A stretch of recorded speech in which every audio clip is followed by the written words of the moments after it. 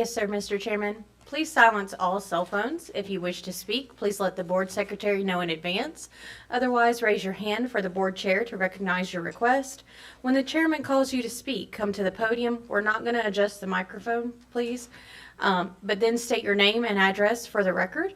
You are requested to keep your remarks brief and factual. Both parties of an issue will be granted uniform maximum time to speak, usually runs between 3 to 5 minutes. This hearing is considered quasi-judicial. Conduct is formal, and profane or derogatory comments will not be tolerated. Thank you. Madam Secretary, do we have a quorum? Yes, sir, Mr. Chairman, with 8 members present, we do.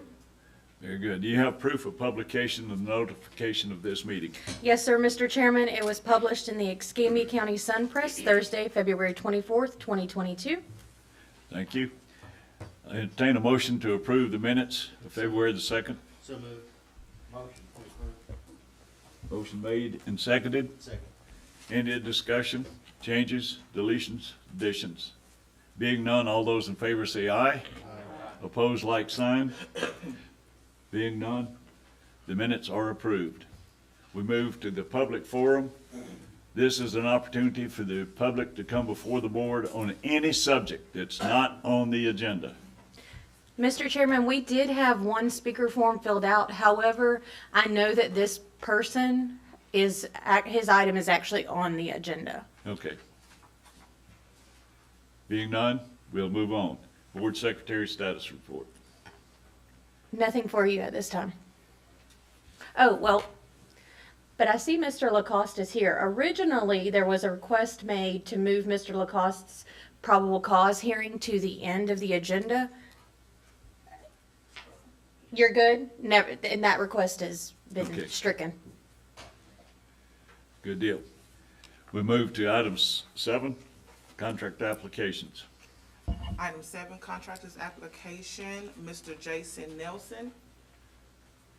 Mr. Nelson, come on up to the podium, please. State your first and last name and address for the record, please. Jason Nelson, 5660 Berry Hill Road, Milton, Florida. Very good. Go ahead. Contractor's licensing master plumber with gas examination for your approval, sir. Motion to approve. Motion to approve. Second. Second. Motion made and seconded. Any discussion? Being none, all those in favor say aye. Aye. Opposed, like sign. Being none, well, Mr. Nelson, your application for examination is approved. All right. Go do a good job and don't come back to see us. All right, thank you. We move to item 8. Because there are so many citizens present, we're going to swear, typically at the beginning of probable cause hearings, we swear in everybody. We're going to take it case by case. So if you are here for David C. Poole, doing business as DC Poole Custom Homes of Florida, LLC, state registered license number RR282812128, Contractor Competency Board complaint number 211081 COM, in regard to Brenda McCassell, homeowner complainant at 412 West Gonzales Street, it's within the city limits, Pensacola, Florida. So if you're here to provide testimony in this hearing, if you could please stand and be sworn in. Do you solemnly swear the testimony you're about to, raise your right hand, please. Do you solemnly swear the testimony you're about to give will be the truth, the whole truth, and nothing but the truth? I do. Thank you. We also have the building official from the city of Pensacola present, Mr. Jonathan Bilby. Very good. Nice to have you here. The contractor as well as the complainant are present. Very good. Do you have a background? I'm going to turn it over to Melissa Reber, our investigator, for her investigation notes.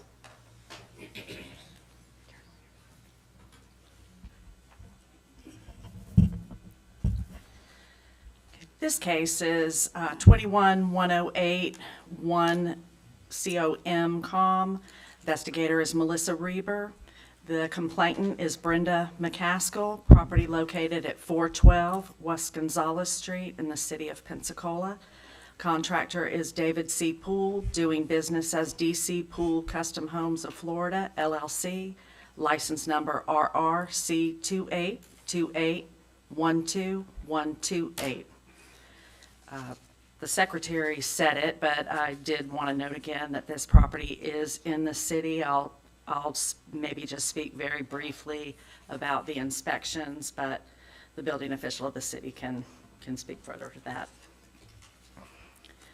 On 10/13/21, received a written complaint from Brenda McCaskill against David C. Poole, doing business as DC Poole Custom Homes of Florida, LLC. I'll refer to him in the future as PCH.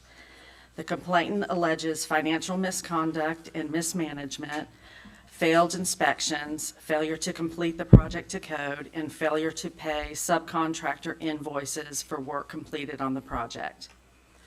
2/10/21, an FHA mortgage homeowner contractor agreement for $83,400 was signed on February 10th, 2021 between McCaskill as borrower and PCH for the complete remodel of the historic home located at the above address. The agreement contained an Addendum A, which outlined more in detail what DC Poole will provide, and also had an agreement that McCaskill would pay PCH a deposit of $10,000 for the purchase of material and to pay smaller subcontractors. 2/12/21, McCaskill canceled the owner-builder permit 1910-0527 and 2010-7266 with city inspections, indicating that PCH would be taking over the property. I do want to note that this project actually began in 2019, and so the permits did bounce around a little bit. 2/12/21, McCaskill issued a cashier's check to PCH for $8,000, which represented part of the contract's $10,000 deposit. PCH emailed McCaskill, reference a change order for, that's on 2/16/21, reference a change order for $2,100 for an area of the roof that was not complete by the roofing contractor prior to PCH assuming the project. PCH advised he had tried to contact the roofer several times with no return call. PCH contacted another roofer who looked at the project, and a plan was put in place to finish the roof to comply with the engineering design and something that would be approved by the city. McCaskill responded approving the roof repair, labor, and any wood replacement. McCaskill further added that she would reach out to the previous roofer to find out why they were not returning calls, as they had been paid in full for the job, which was not fully completed. 2/23/21, a cashier's check was issued to PCH for $4,100, $2,000 for the balance of the $10,000 job deposit, and $2,100 for the change order number 1 for the completion of the roof. 3/1/21, PCH requested bank draw number 1 for $1,397.72 from the mortgage holder and approved by the bank's plan reviewer consultant from HUD. PCH requested the check be made payable to Gorman, a plumbing supply company, for an old invoice dated 2/19/21 for advanced plumbing concepts and design. PCH signed a lien waiver for those funds. 3/9/21, the notice of commencement was recorded. 3/15/21, David Poole submitted a cancellation of permit 2111-8245 with city inspections, indicating that Advanced Plumbing Concept would be assuming the permit. Between 3/17 and, 3/17 through 3/26/21, city inspection for plumbing rough passed and city inspection for electrical rough passed. 4/5/21, PCH requested bank draw number 2 for $20,651.24 from the mortgage holder and approved by the bank plan review consultant from HUD. PCH signed a lien waiver for those funds. 4/7/21, Midwest Loan Services issued a check to McCaskill and PCH for $18,586.12, which represents the draw number 2 minus a 10% holdback.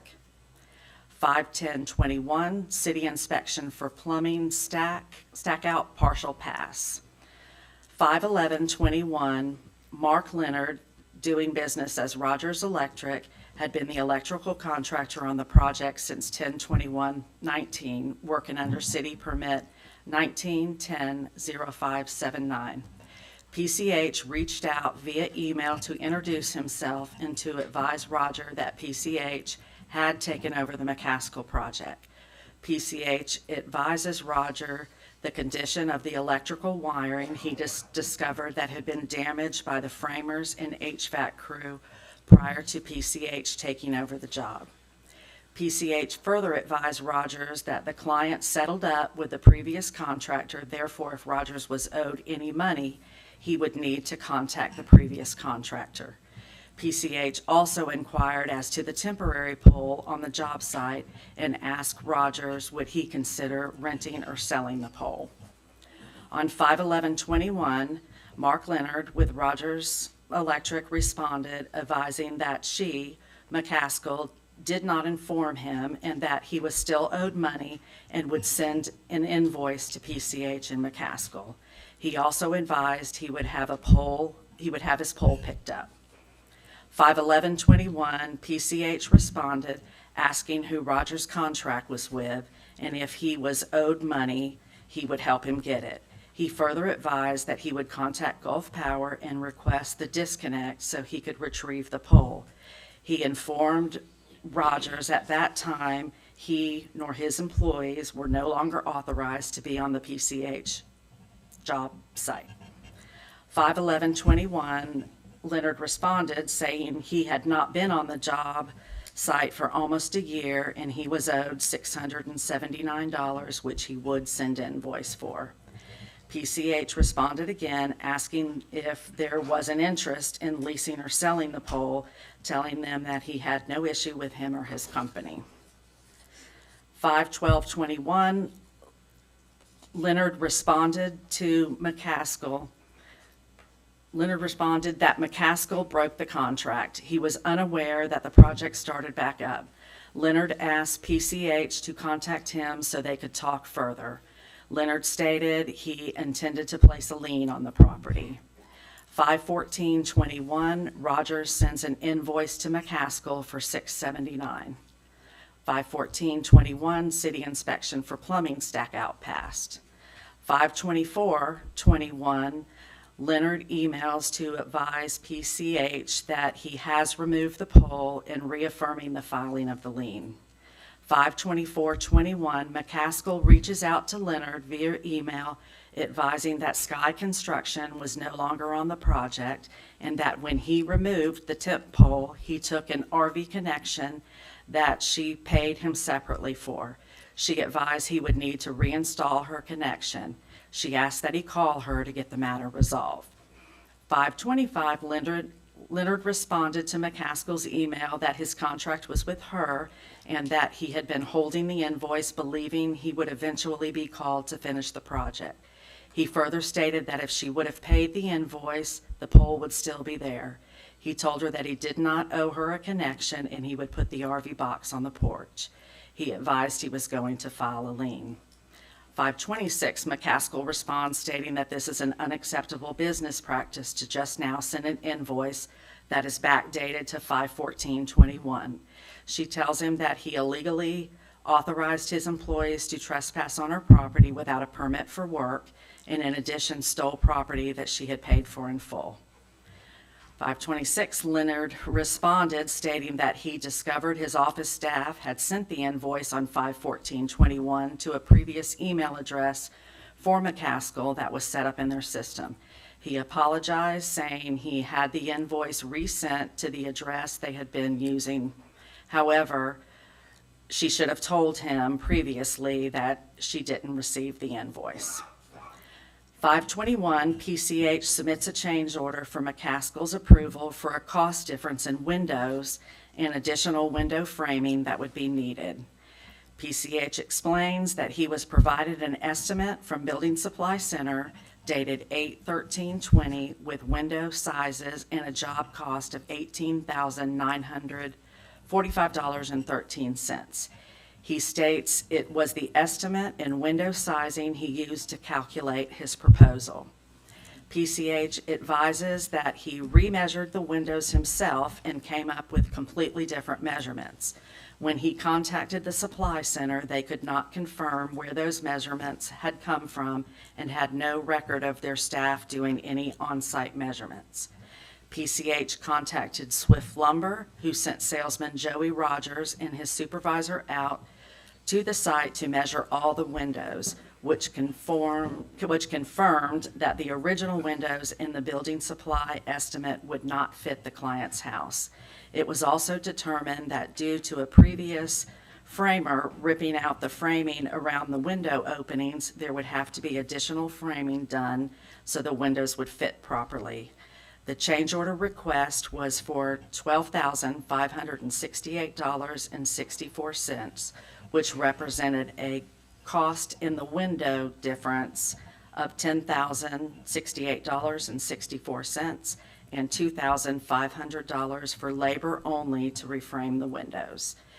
PCH states that he will supply the additional lumber at no charge. 5/26/21, Midwest Loan Services issues 2 checks made payable to Swift Supply totaling $29,013.77 for the total of the window order. 5/31/21, McCaskill issued a check payable to PCH for $2,500 for the additional window framing labor requested in the change order. 6/7/21, city inspection for gas rough passed. 6/15/21, PCH submitted an early power permit to the city. 6/16/21, city inspection for mechanical rough passed. 6/17/21, city inspection for framing failed. 6/29/21, city inspection for framing failed. 7/9/21, city inspection for early power passed. 8/21/21, check from McCaskill made payable to PCH for $1,000. Can I interrupt you a minute? You can. I think a lot of this would be in further discussion. Okay. What is I the understand. official complaint? Okay. Sorry, it is a lot. They're all a lot. The official complaint is, sorry.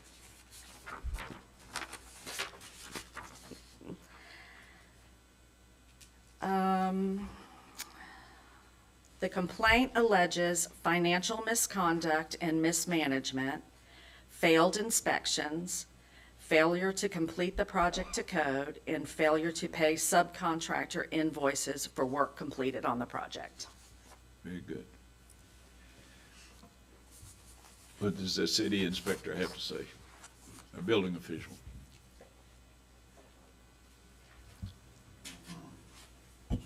There's a lot going on with this project.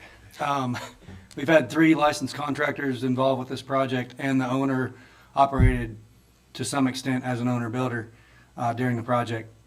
I can say that with the last contractor we have, everything has been finalized out as far as the record shows. I do know that Mr. Poole was part of the process. He did take over in, looks like March of 2020 and worked for some time period, and I have the letter of cancellation from the owner, which is dated, bear with me, September 29th of 2021. So he was involved in a large capacity with this project. There were some failed inspections and some past inspections under his watch. As far as how specific you want me to get, we can provide the inspection reports. I have one copy here with me, but, he was part of this process. All right, has the complainant or the homeowner filed a complaint with the state? That I do not know. I have not received anything from the state on this. Do you know? He's a locally licensed contractor. Her first step would be to file us, and our findings would then go to the state. What do you want to do? Should we have the homeowner? Is she here? The homeowner complainant is present. Come up here, please. Ms. McCassell, if you can come to the podium and state your name and address for the record. Hello, good morning. This is Brenda McCassell. It's 412 West Gonzales Street, Pensacola, Florida, 32501. My complaint is basically in regards with DC Poole, David. He took a significant amount of money from me for work that he did not complete. And he continued to attempt to scam me for additional money. At the point where he had multiple failed inspections, and he was not remedying the problems. There were very detailed reports that the inspector, Mike Smith, had provided that was not acceptable. There were 4 weeks of no activity at the home to correct the issue or even request a contract assist so that he knew what the issues were. When I requested additional information about what he had done with the $10,000 deposit and the $5,600 worth of change orders, and then also part of the funds that he requested from my escrow account for finishing the subfloor construction, and then also completing the front porch. He had not completed those items, even though he had requested money for those items. Also, I discovered that there are multiple contractors that he did not pay. With Rogers Electric, I had not given him permission to change the contract. Rogers Electric was listed in our contract that we signed on February the 10th, and he did not have my permission to remove that contractor. He did so behind my back.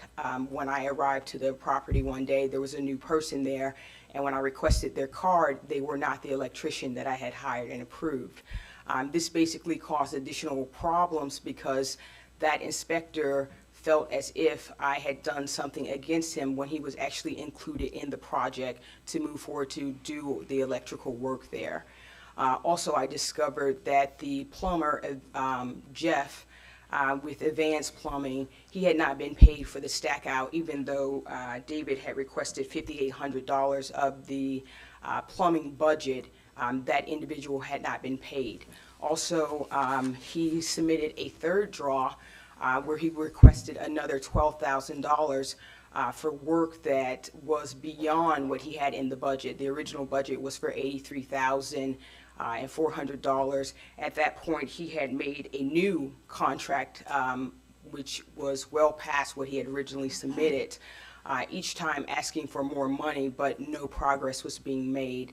At that point, I had given him a 10-day notice of business days to either provide a invoice and receipts for the $10,000 deposit, and also detailing what the change orders were for additional monies so that I could protect myself. At that time, he never provided any information to show what he had done with the $15,000 or the $15,000 that he had received, nor what he was doing to remedy the failed inspections. He had also failed this framing inspection 3 times now. So at that time, I just did not have any confidence that he would do or complete the project because of the 30 days of inactivity at the property where we weren't making any progress. He was in violation of the contract. So at that time, I dismissed him from my project and saw other contractors that I felt that were competent to move forward with it. Here today, really what I'm wanting is just to show that there was a level of incompetency. He lied and he was scamming me and my family out of thousands of dollars. Very good. You have questions? Go ahead.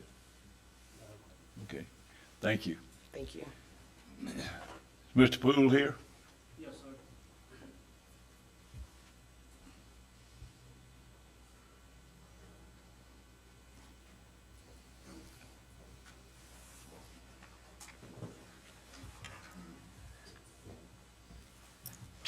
Good morning. Name? Name young and, ladies. name and address for the record, please. David Poole, 26772 Mary's Way, Robertstown, Alabama. What do you have to say, Mr. Poole? I don't even know where to start on this one. First of all, I guess we'll start with the subs. Every one of my subs have been paid. I've got checks and stubs to prove that they've all been paid.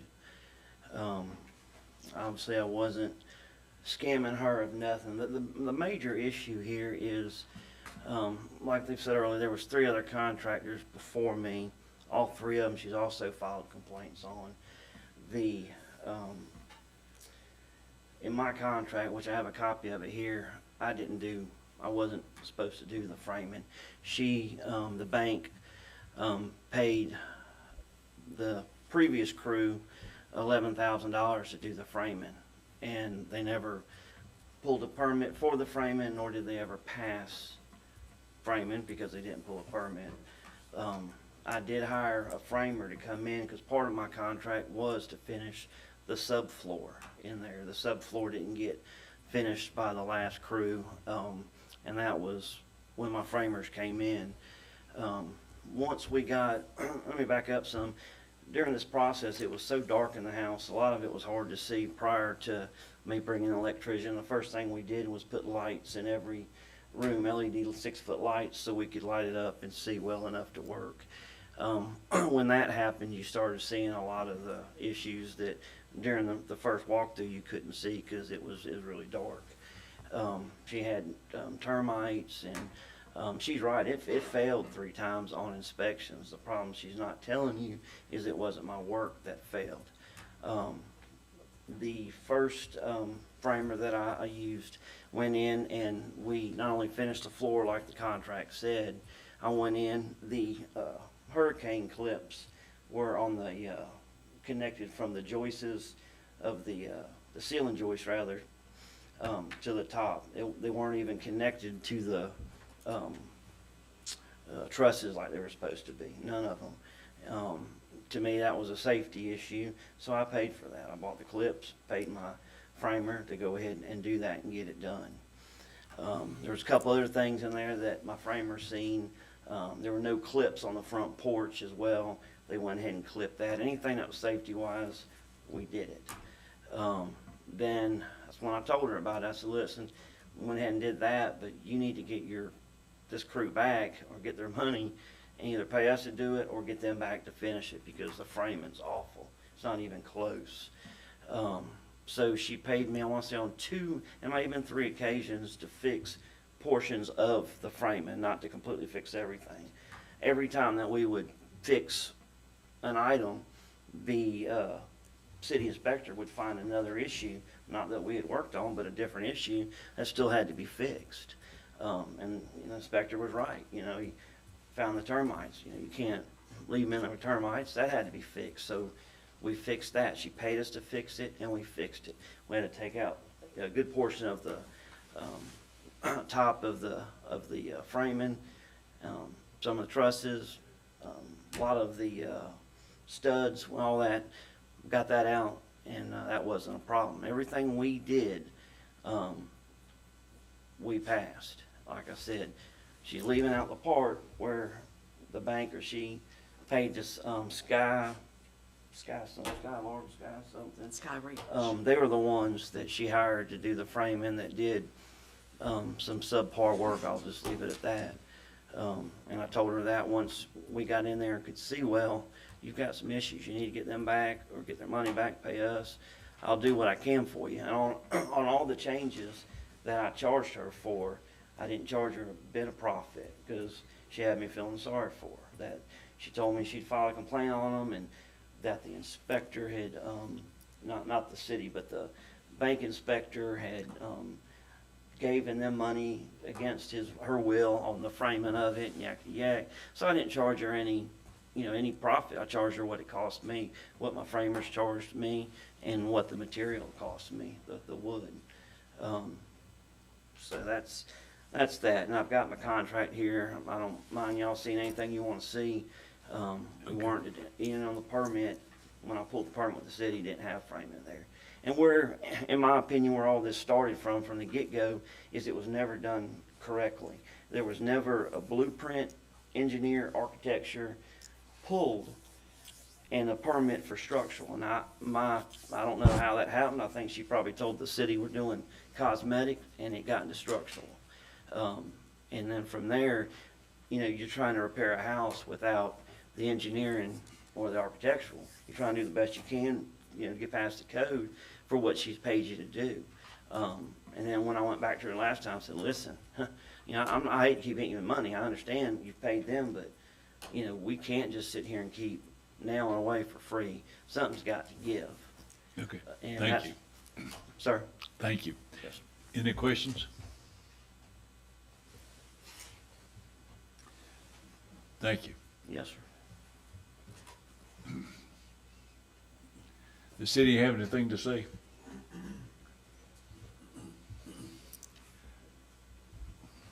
Well, just to add to the record, and I wasn't the inspector on the site, but there were 3 or 4 framing inspections that were conducted after Mr. Poole took over. The framing did not pass until November of 2021, which was 2 months after he was removed from the record.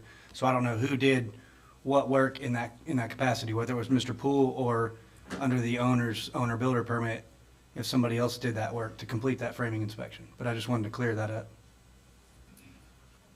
You had something to say?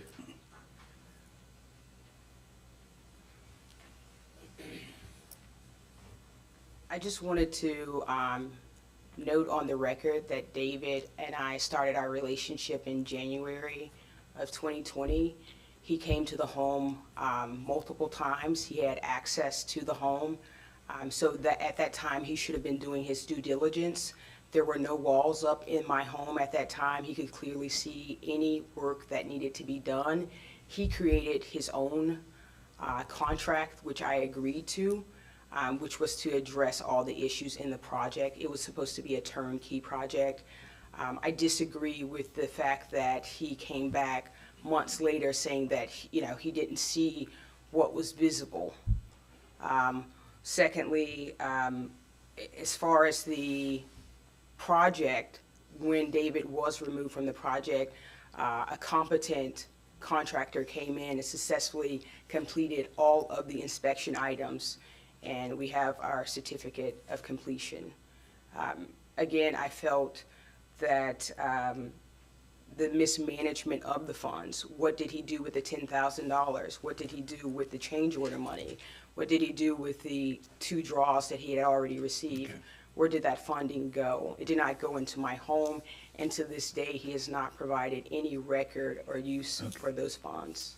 You're repeating yourself. You've already presented that. Okay. Thank you. What's the status of it now?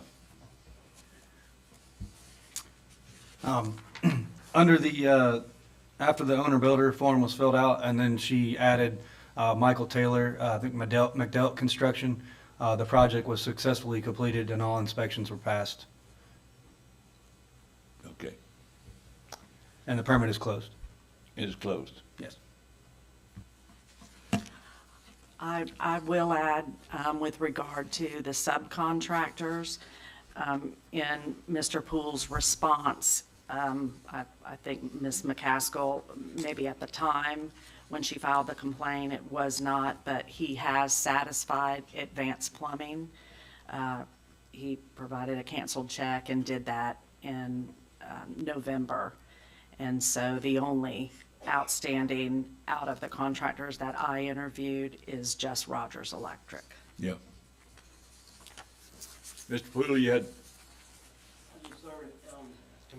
come up.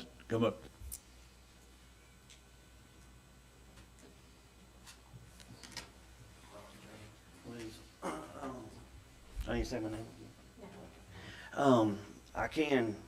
I do have my breakdown on my accountant where the money went. If y'all need to know or see it, got records, checks. I'm actually, I think, 1,000 and some change upside down. She never asked, well, first of all, I wanted the contract to explain to her where deposits went. And I would have been glad to, normally I'd explained it to her. but it's when I put in for a draw that the inspector approved, the bank inspector approved, the bank signed off, she called the bank and stopped it. Then all of a sudden, I get a letter from her, it's a third-party letter from her wanting me to sign it. And basically, it was fraud. It was asking for me to sign it. It was in my name from my company for me to sign it, saying that, so she could go back and get more money from, I think, FEMA, she said. And I looked at it and told her, and I've got proof of that too, if you need to see it. But I wasn't gonna sign that. So between that and her stopping the payment, that's when she started asking, well, what'd you do with this money 5 months ago? And I said, well, what do you think? Look at your home, you know, it's all new electric plumbing. Anyway, so I've got that, if the board would like to see any of that. Thank So you. did she ask you for a statement of account or no? She not asked me for a statement of account, those words. She did ask me, where did all my money go? In You know, writing, 5 months but ago. in writing, that request was made. I don't know, sir. I know she did over the phone and in through email. So I guess that would be right. Thank you. Thank you. Any other questions from any of the parties? What's the decision? Or what is the preference for the board?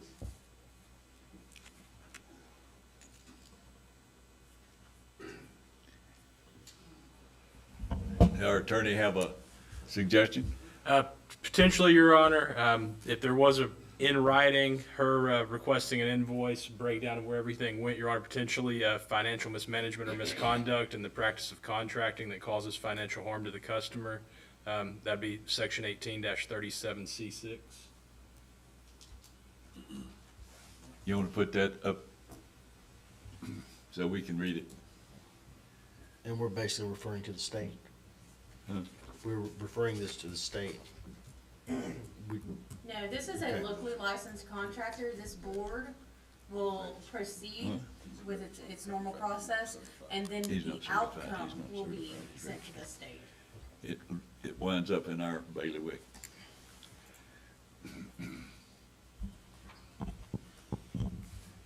Chair, can I ask the attorney something real quick? Yeah. Attorney, I know this David Poole, Yes, sir. Personally, and I think I need to ask to be Recuse recused. yourself. Okay. All right. Just want to get that on record. I've been looking for an opportunity. The chair request his, That would count as a conflict of interest. Yes. Would require recusal, being the fact that it is Mr. Downs' friend or family member. very good. So I have highlighted on your screen the code reference that Chase spoke about. Is there any questions from the board? Comments? Yeah, I have one. Yeah, go ahead. Is there currently a lien on the house? What was Is there a lien on the house? The one subcontractor wasn't paid? Yes, there were, subsequently, Rogers Electric did file a claim of lien. Ms. McCaskill contested that.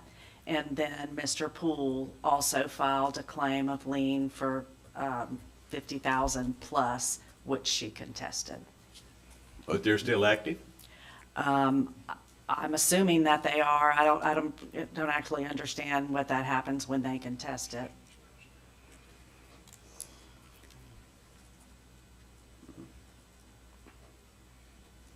She is currently contesting.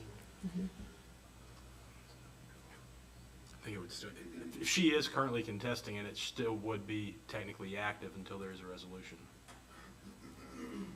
But that would not preclude us. Oh, no, it wouldn't preclude you from doing Proceeding, anything here okay. today. What's the desires of the board? I'll entertain a motion. To transfer to disciplinary hearing All right. based on, I'll make a motion to transfer to disciplinary hearing for the referenced financial management or misconduct to the practice of contracting that causes financial harm to customer. I believe that's chapter 18, section 18-37. C6. C6. You have a motion? Second. Do we have a second? Second. Do we have a discussion? I have a question, Mr. Chairman. Go ahead. At that point, is that when we would consider the fine, is that correct? Okay. Thank you. We have a motion made and seconded. Any further discussion? Being none, all those in favor say aye. Aye. Opposed, like sign. Being none, the motion to take it to this complaint to probable cause, to disciplinary hearing is approved. Mr. Poole, just so that you understand, this board has determined that this shall proceed to a disciplinary hearing. You will receive a notice on when that hearing will take place. If you have any further evidence to provide to refute, what they possibly will look at, you can get that to Melissa, so that they will have that whenever.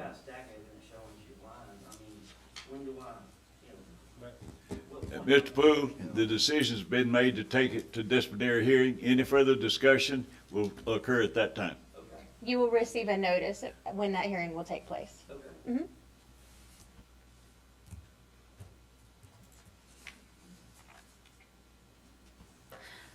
Our next item is Hunter Roberts doing business as H.E. Roberts Roofing LLC, state certified license number CCC 1331119. It's Contractor Competency Board complaint number 22028 COM. It's in regards to Gabrielle A. Davis and Vicky K. Davis, the homeowners complainants at 6020 Songbird Drive in Pensacola, Florida. If you are here to provide testimony on this case, can you please stand and be sworn in? Melissa, since you've already been sworn in, you don't have to redo that.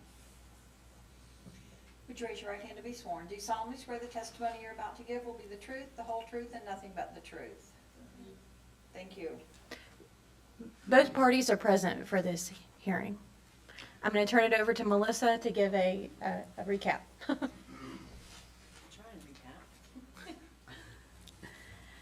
Complaint received from Gabrielle Davis alleging poor workmanship.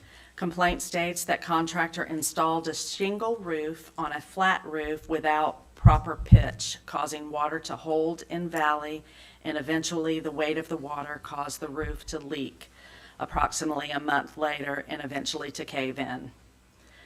January 2021, contract signed for new Atlas shingle roof for $10,200, rotten wood, $80, and modified bitumen. I'm saying that right? What is it? Bitumen. Excuse me. That's not part of the complaint. That's the sequence of events. Yes. Okay, we don't need to hear that now. Okay. Just the complaint. Okay. Yes, sir. Are the Davises here?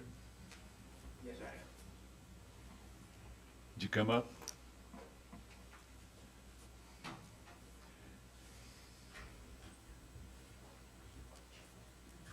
Would you give us your name, address? My name is Dr. Gabrielle Yandere Davis. My address is 6020 Songbird Drive, Pensacola, Florida, 32503. Okay. What I'm here today for is to Mr. Hunter, under Hunter LLC, failed to pull a permit to in turn install the second roof. When he came in to repair my roof, it's a two-set roof. I have a home, and then on the back of that home, we have a large, which is my office, we have a large Florida room. To do that requires you, whenever you're doing that roof, it requires you to have two permits to in fact do the repair. He did a commencement. He pulled one permit, but he did not pull the second permit. The failure to pull that second permit is where the problem lies. If the roof was put on improperly, and in turn, because it was a flat roof, he put on whatever they call it, but anyway, he put nails in it. When he put nails to secure that shingle or whatever material he used, it in turn permeated it permeated the vinyl, and then permeated what's called a foam. When it did that, that foam then started leaking, as well as the foam started absorbing the water. When it absorbed the water, and also when his workers came out to do the work, They put all that material on top of that roof. Even that roof can sustain weight, that was just too much weight. And in turn, it made a dip in the roof, which in turn held water when it would rain. Because of that, it sinked through there. And then it went from 1 panel to 2 panels to 3 panels, and finally at the end, it was 4 panels. Those panels had a dip in it, as well as it had inside the ceiling, it had a bow. Eventually that would in turn cave in. It started leaking so badly and profusely, it started caving in. If he had pulled the permit, then what would have happened was, when the inspector came out to inspect the roof, he would quickly have saw that the roof fell. In that process, then in turn, Mr. Hunter would have had to repair the entire roof. There's no way to repair, it was no way to repair the roof once the panels had been damaged. So in turn, what happened because of that, I had to replace the entire roof, which cost me between $15,000, along with the water coming in, damaging the contents. We're talking about roughly about $17,000 that I had to do. Mr. Hunter, in his way, I don't know how to put this, but I put it like this. He sent his person out to look at it, his foreman, Brandon. He came out and looked at it. When Brandon looked at it, immediately after we had so many, he had been out several times before for leaks. This last time he came out, and I quote, he said, Dr. Davis, Mr. Hunter want to do the right thing. We're not really proficient in doing this. We're just going to refund you your money for that portion of it, and then have you in turn have somebody else repair it who know what they're doing. Well, all I wanted, and my wife, all we wanted was a repaired roof. We didn't know the extent of the damage. So in turn, he recommended, and we called Freeman Roofing, who in turn, Mr. Freeman came out, immediately, the salesperson first came out, gave us a price for redoing the roof. But when Mr. Freeman came out and looked at it, he immediately told us the roof could not be repaired. That in turn, the damage was too severe and it would have to be replaced. So we then wanted to find out, as always, we called DAC Roofing. Without telling DAC Roofing anything that what Freeman had said, it came out and said the same thing, that the roof had been damaged, the material on the roof was wrong, that you never put nails in a vinyl on a foam roof. So I'll say, okay, fine, let me call a third person. So we called the original installer, Horizon Sunrooms. They came out without telling them we'd been with DAC, without telling them we'd been with Freeman. They said exactly, you think they had a meeting the night before, but they said the very same thing. So immediately I called and wrote an email to Mr. Hunter explaining him what had been done. Asked him, let's get together and see how can we work this out. Never heard a word from him, never heard anything. So finally, after waiting several weeks, having always put towels down, we had called in Pro Cleaning to come in and clean because it rained in the Florida room while we were going on vacation for spring break. They came in, cleaned it all out, put it back, and they said, hey, if you don't do something with this roof, it's going to happen again. So that's when we had that big spell of rain. So finally, we just repaired the roof. Again, if Mr. Hunter had pulled the permit, then the inspector would have inspected, and he saw quickly that it was wrong and it would be failed. Thank you, Mr. Davis. Mr. Roberts here.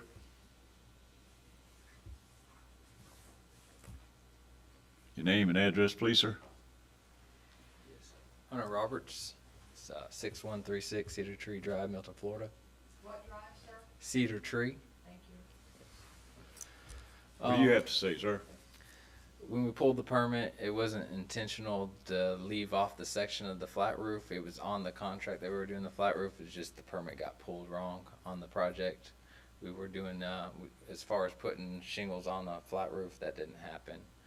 We did do the modified over the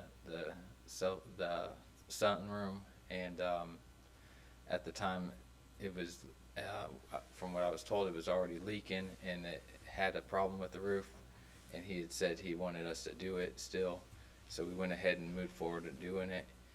After going out and it still having a problem because of the dip in the roof, we tried to do something else to it to kind of build up that area to allow water to run off, and that second option did not work also. So at that point, whenever he said it's still a problem, I said, okay, well, my method didn't work. I will refund you the total amount of that flat roof that we charged and give you your money back and ask you to to find someone else that could fix it the right way then. And at that point, he accepted that payment of the check that we refunded and agreement to not go after it because it was an agreement that we were left alone on this after refunding. Thank you. Any questions?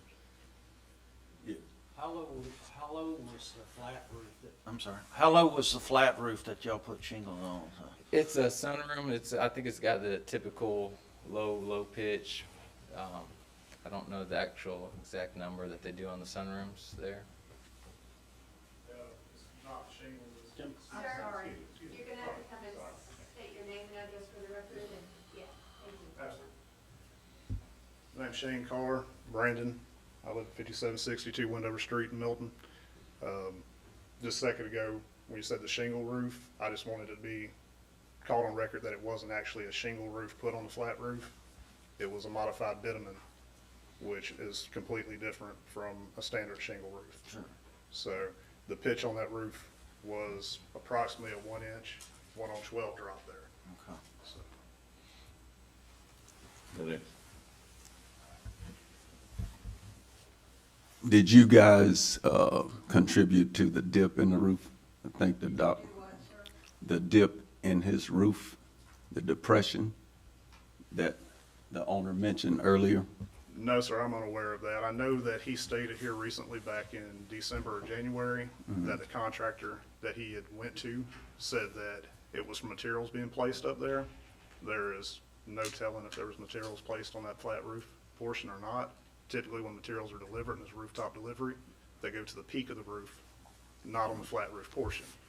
Now, I can't say that it wasn't something placed there at any time, but this was just recently that this was mentioned after he had already went to the other contractors and had them in the process of working on it. Thank you. Any other Did you guys get an inspection and did it pass? On them, We did on the main house, but the flat portion, like I said, that when we pulled the permit, it wasn't pulled for the flat Well, section. that's my point. Why didn't you, if you knew you were supposed to be doing the whole thing, why did you just accept the main roof inspection and not tell the inspector about the other part? It was a mistake that it got left out of the permit. But you're saying that you weren't, it was supposed to be a whole roof. I would have made mention to the inspector that it's supposed to be the whole roof. Did you do anything to that part at that time? I didn't do anything at that point. Okay. They didn't even pull a permit. Well, he's saying it was a mistake about the permit. Chair, So- there's someone in the audience that has their hand raised. Go up. If you can state your name and address for the record, please. My name is Pamela Trainer. I live at 10209 West Lake Road. I am responsible for pulling those permits. During the time that Gabriel Davis, we pulled that permit, we had to hire more people to assist because of Hurricane Sally. So the reason that the second part was not pulled was an oversight on our part. It wasn't intentionally, we didn't try to do this to hurt him any. It honest was a mistake. Like I said, there was numerous people trying to help me pull those permits. It was an oversight. And if we would have known, now that I do know that when you have a sunroom, that is a secondary structure, I wasn't aware of that. I thought the whole house, sunroom included, was one permit. I didn't know that it wasn't. Now that I do know this, we are aware we can move forward. But I just wanted that on record that it wasn't intentionally, it was a mistake on our part. Thank you. Any other questions? As this contractor's a state licensed, Huh? is this contractor is a certified? He's state licensed. Yes, sir. He is state He's state certified. licensed. I just want to add some clarification there. It would not have been a separate permit for Escambia County, just that secondary material needed to be listed on that permit, and that was not done. You had two different material types, two different Florida product approval numbers. Both of those items should have been listed on that permit. However, it was only the shingle that was listed on the permit. Okay. Okay. Any other questions? Thank you. Thank Have you, Dr. Davis, have you filed a complaint with the state? Yes, I did. Have you heard back from them? Yes, I did. Mr. Hunter sent the state a letter stating where he had refunded me my money. And then on that letter, he says that he took away all liability and everything. And the state said because that stated there that they were doing. Here's the problem. That letter was done after the fact, but yet he presented to the state as if it was done at the time he gave me the check. That's not the case. My wife and I never saw anything. He printed up, it's called an estimate and not even called an invoice. Why would you do an estimate after the fact when it's already done? So the state in turn did, saying because of that, they in turn resolved them. But what I like to bring to this board attention is two things. One, Mr. Hunter himself says that remember, this is from Hurricane Sally. So before Mr. Hunter even did the work, my insurance company came out and inspected the roof. So in turn, when they inspected the roof, I have a copy of that inspection along with pictures. It shows no dip. It shows no problem with that roof at all. In fact, that's what Mr. Hunter and I talked about. I said, hey, we're not having any leaks in this Florida room. They call it Florida room. I said, we're not having any leaks in it. But the insurance company is saying because of the age, they are going to approve to have it redone with the original roof. So there's never been a leak in that roof. That roof was great. It didn't have to be replaced. I even told the insurance company, why are you replacing something that does not need to be replaced? And they told me, well, the age, and we're going to all do it at one time. So that's what it was. The dip in the roof did not occur. Because remember, after Mr. Hunter did the roof, I have pictures of my roof. And I have pictures of my roof showing that it's no leak, no water. So it was due to him. Now, he's saying that was unintentional, that he didn't list all this. Well, if you came to me as a doctor and I unintentionally did something, I couldn't get paid by the insurance company. So he knew it had, I'm sorry, you do that. He does this all the time. This is his profession. Not only that, he did 3 of my other roofs on my rental properties. Can I have a question real quick? If it's already been adjudicated by the state, then we're kind of out of this, aren't we? So there is nothing that restricts a homeowner from bringing this to both entities, Escambia County and the state. Now, the state did receive his complaint and they ultimately dismissed the complaint. That it's up to this board on what they wish to do with the complaint that's being brought to you from Mr. Davis. One doesn't have anything to do with the other. I understand. Yes. I understand. We'll go from there. And one final thing, and then I'll be through. Is that We're done right now. Thank you. I believe the respondent he raised his hand. What's that? Mr. Mr. Roberts raised his hand.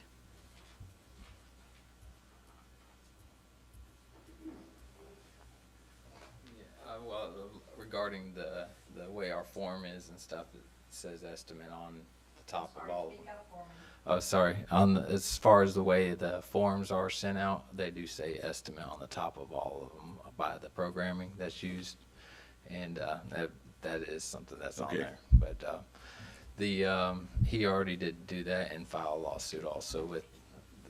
So we already got 2 other things that been dealt. Okay. Thank you. You refunded him his money, right, sir?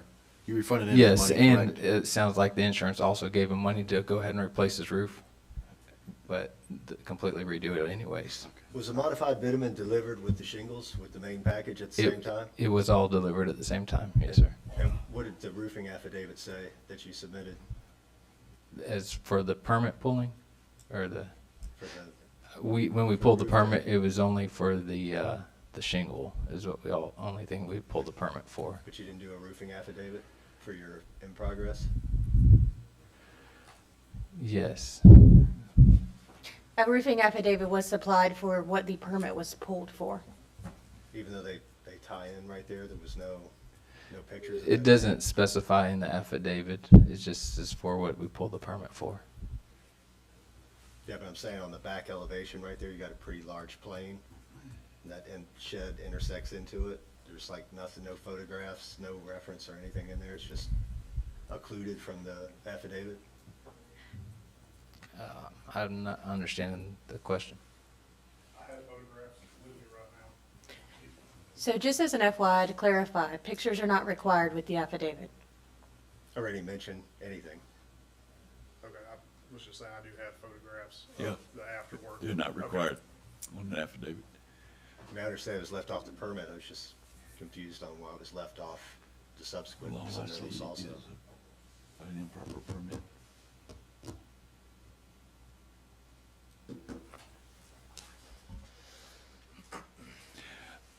From what's been presented so far, what I see is a improper permit, or lack of a proper permit is better defined. And at that point, all we can do is just refer this to the state, correct? There's nothing we can actually do as the board. Well, the state's already dismissed it. All you could do is you do have the ability to suspend him pulling permits within the county. That's the maximum we can do right now. Correct. So if you were to proceed, it would, of course, go to disciplinary hearing. Your options are to suspend or revoke his permitting privileges. You do report your findings to the state. Oh, yeah, after we do that. Entertain a motion? What's the motion? Chair, there's someone in the audience Yes. that wishes to speak. Come on. We had a raised hand in the audience. I just want to put on record that we do pull a lot of permits here in Escambia County. That we haven't had any issues before this. This was a blip on my part. I'll take accountability for that. The modified minimum should have been put on that permit, and it wasn't. It was an oversight. Okay. I just wanted to put that on record, that we do a lot of permits here. If this goes to disciplinary hearing and we rule that the permit was not adequately pulled, it's not required to do the suspension, it's just, there is other options we have than suspending the permit. You're only, go ahead, Chase. Ultimately, if you choose to take action, you could do that, but you do not have to. You do not have to suspend or revoke his ability to pull permits if he's ultimately found guilty of any violation.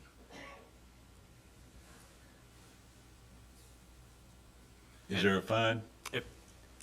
No fine, I didn't think there was. We do not have the ability to fine a state certified contractor, Okay. so your ultimate If we result find would be him no guilty, action, we have no action. suspension, We don't have to revocation. take any action, we still have to report it to the state. Yes, Chair. And if we could, Chairman, if you are going to find probable cause, just get you to verify or state what that would be. Ultimately, I believe it would be the Section 18-37D15, proceeding on any job without obtaining the applicable local building department permits and/or inspections. You want to make, yeah. Go ahead. Hang on, let me help you out. Thank you.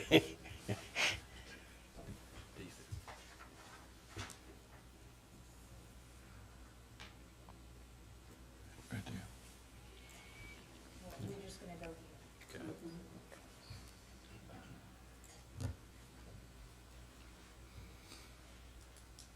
15C, I was trying to find the beginning part, no. right there. Is this 1837, section 1837? Yeah, 1837. Section 15C. 15C. I propose moving it to disciplinary hearing based on that. Motion made, the disciplinary hearing. Motion made and seconded, in the discussion.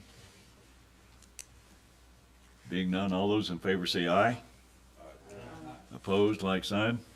Being none, motion to go to take this complaint to disciplinary hearing is approved, and that's for chapter 18, section 18-3715C. Mr. Roberts, will you receive a notice on when that hearing will take place, okay? Mhm.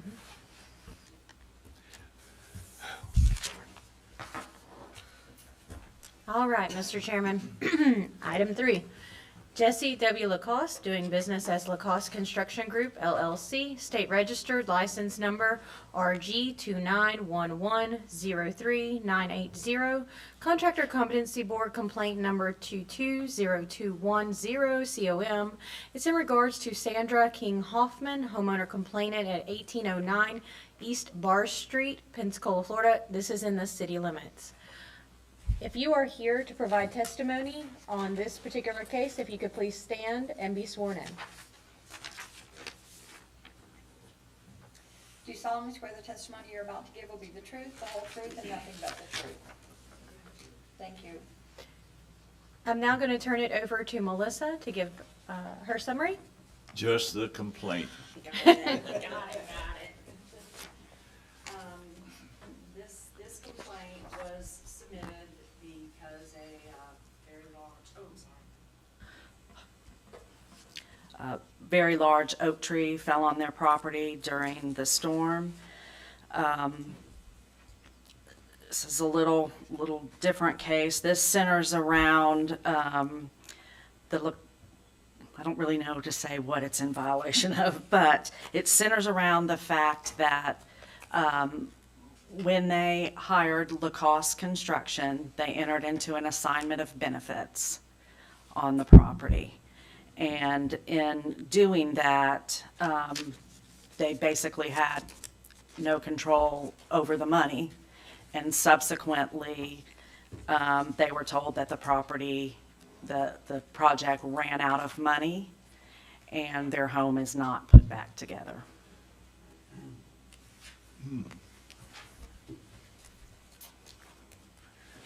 Interesting. You want to hear from the family? Hear from the family, please. Hoffmans? Hoffmans? The complainant.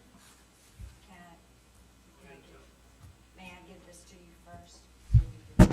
Was it part of the agenda backup items? Yes. If they're already scanned in and they're part of the agenda, I don't think one of them printed. Okay. did they? Yeah. Do you want? yes. Here's like that. I still have Do you need to this? finish the job. Okay. Oh, it goes with it? Yeah, that goes with it. Mr. Still Lacoste? have to do the job.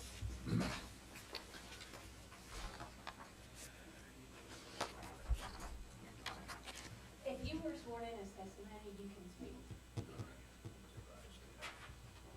You also have something to distribute? Okay. Here you go. All right.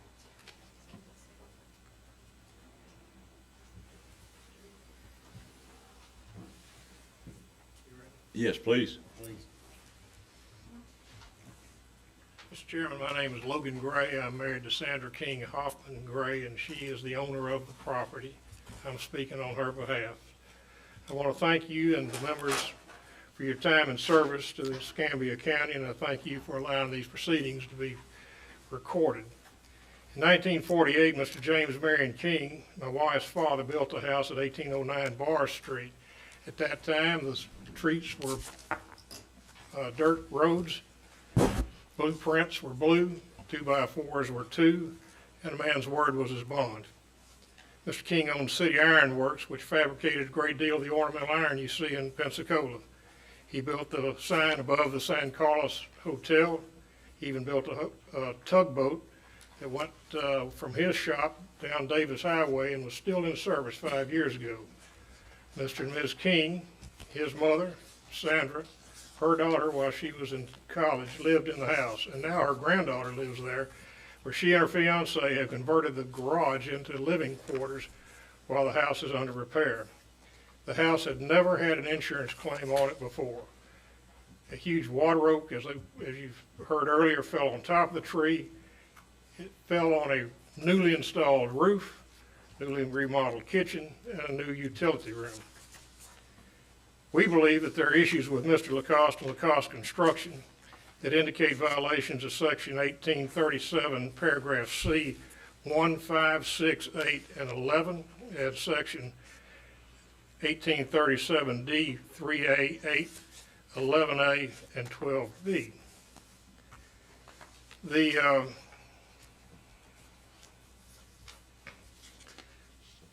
complaint simply is this: except for the new roof that was put on, and later the demolition, about 75% of the house has been gutted, including her father's completely pine paneled room. We asked for an accounting of the money that was spent, and they provided an accounting of that, and this is what we want to go over, because we asked for additional information from that accounting. Also note that I believe October the 20th was the last day they were physically on the property.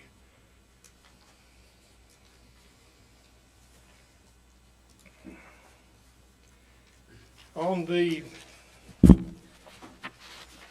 don't know, do you have the invoices? They're in there. What I intend to do is to review the invoices that were presented and the request for supplemental information.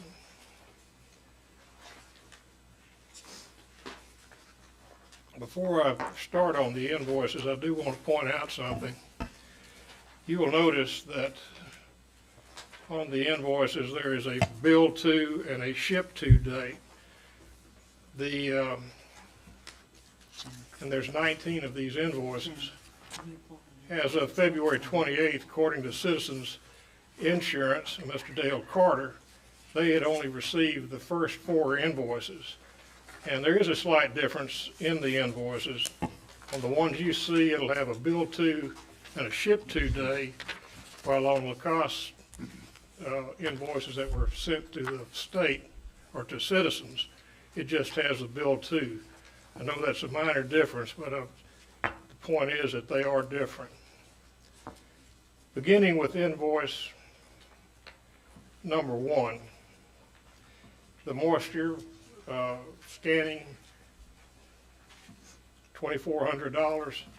We had asked for, very simply, who did it, trying to get an accounting. We did not receive that. Although later, I think who did it was an organization called AOQ. According to some information we have from Mr. Bobby Dawson dated 12/21/02, they have not been paid. Statement number 2, we asked for the company that installed the emergency tarping. Bear in mind that this tarp later failed and caused extensive water damage. The tarp that was initially put on there was by Casey Crabtree and our neighbors. Casey Crabtree's fiance. That had held up until then. The new tarp costing $3,500 failed later on. Number 3 is $4,200 for the engineer's report. We asked for a copy of the engineer's report and never got it. A lot of this information they consider proprietary. Also, statement number 16, later down the list, you'll find that they charged $2,000 the same date for the engineer's site visit. Still, we do not know who that engineer was. Number 4 is the air quality inspection. Again, we believe that to be this AQA. There was also some mold remediation done in there. That was done by Comeback Restoration, who was not paid and who placed a lien on the house. The lien was later contested and dismissed, I believe, but nonetheless, it's an indication that that subcontractor was not paid as well. Number 5, we did have a tree removed. We don't really contest that one. Number 6, we asked him to provide the name of the people that put the fence up. And the reason we have a problem with that one is that the fence that was put up was on the neighbor's property. Permit was pulled by the neighbor and paid for by the neighbor. That's not our fence that he charged us for.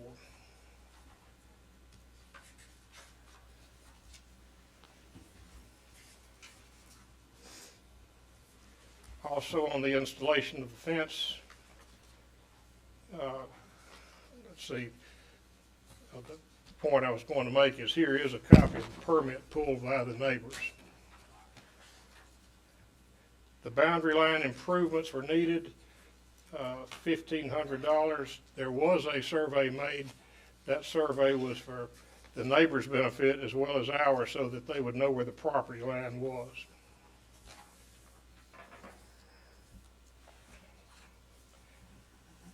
Number 8, you can see his permit and NOC filings. I'm assuming those are reasonable, but I don't know whether those are reasonable costs. Here we have $3,500, again, for retarping the roof. That's correcting the failure of the first one. We have on number 10, services, third-party estimate, $1,500. Again, we asked for information on that and did not receive any. So we're not sure what that's for or who did it. The next one, number 11, is the repair to 9 trusses which caused the decking to be replaced, etc. Plus it calls for the, included is the 3 dumpsters filled and hauled off for a total of $21,000. This has a problem in that there was a permit pulled and the inspection failed. The comments of the inspector: need engineering design on roof framing.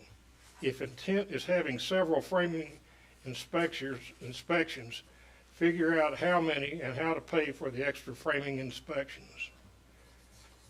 So that framing never passed inspection. And then later, on November the 12th, we received a message from them using their, I've forgotten what they call this their portal that you can go into. We received the following information. This is about the time we figured out that we're not getting anything for the money was paid. It says the following is damages that were not fully covered in the appraisal that are all direct results from Hurricane Sally's damage. The demo work is complete, and now the build back has halted upon finding the below issues which are not covered clearly from Hurricane Sally. On the interior of the home, we have replaced all trusses and more than 75% of the decking that was not originally covered as well. That is false. I believe the inspector came out there and she can tell you they did not. As best we can tell, they replaced 9 rafters, not trusses. The exterior damage, they've looked for brick. They can't match brick to a 1948 home. They had talked about trying to use an ordinance and law provision, which is clearly stated on the insurance policy. This insurance policy does not have that. That was an exclusion. It's on the front page, upper right. Going on to statement number 12, installed new flashing. That, I believe, is the roof that actually got put on. Now, bear in mind, this roof was put on a year and a week after the storm. Had it been put on in a timely manner, I believe a lot of our problems would not have existed.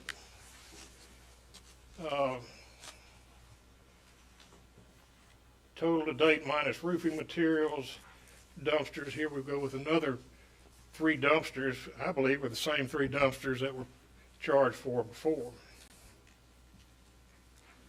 Paid Nobles Construction. That's where we had our Nobles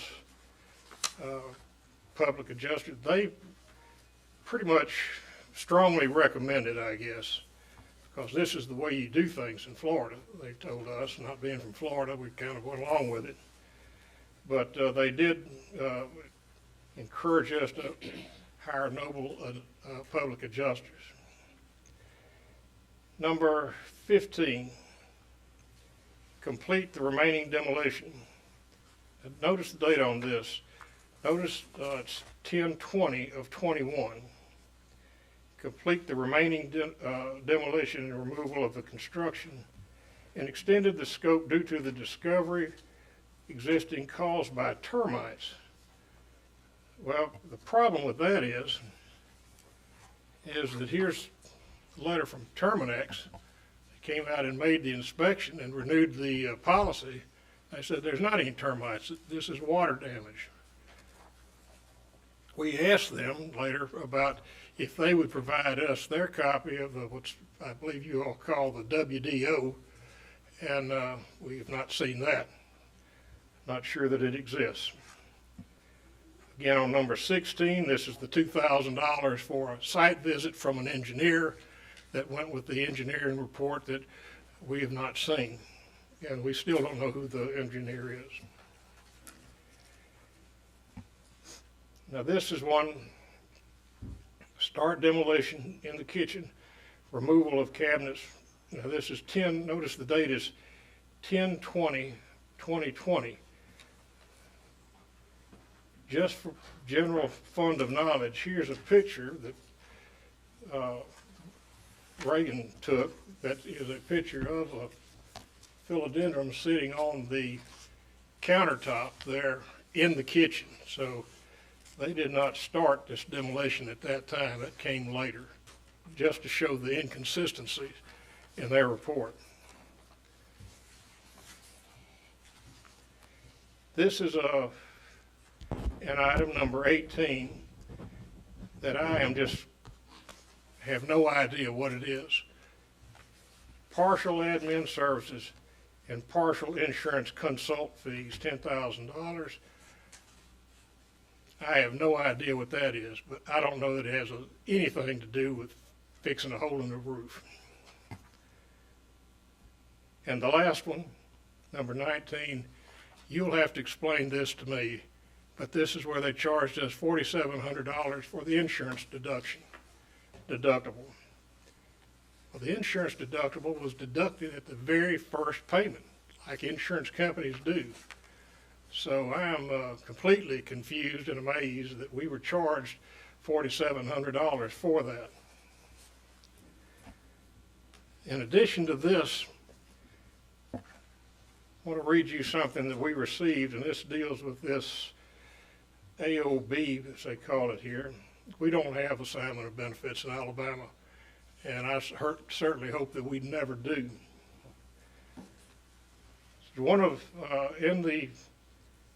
This is a letter from Lydia McDonald, or an email from Lydia McDonald with Lacoste Construction. It says, "Good afternoon, Mrs. Gray.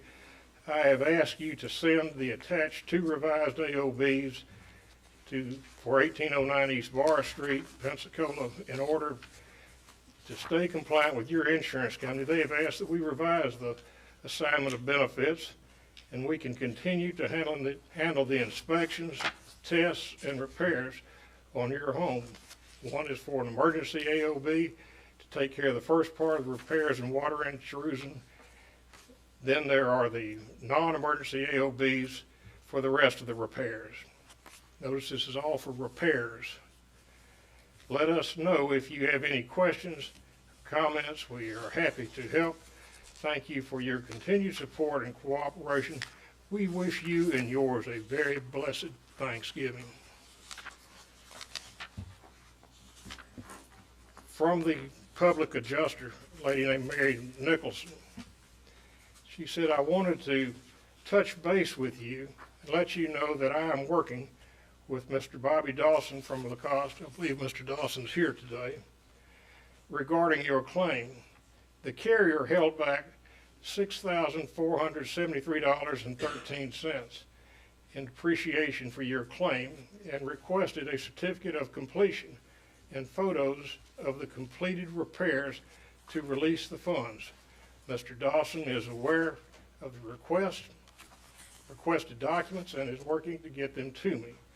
I just wanted to check in with you and keep you in the loop. I don't know what happened to that, except that Citizens paid out that money.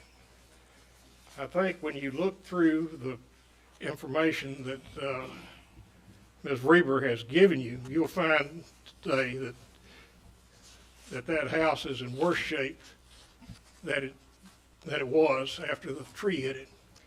And I can tell you, straight from the square, that this assignment of benefits is not a license to steal, and that contractors should be held accountable for their actions by Florida law. That concludes my remarks. Thank you.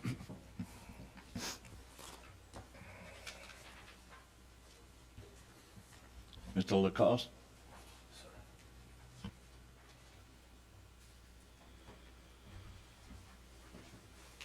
Name, address? Jesse Lacoste with Lacoste Construction Group, and I'm at 5974 Chi-Chi Circle, operating out of 4400 Bayou Boulevard, Suite 41. Make a statement.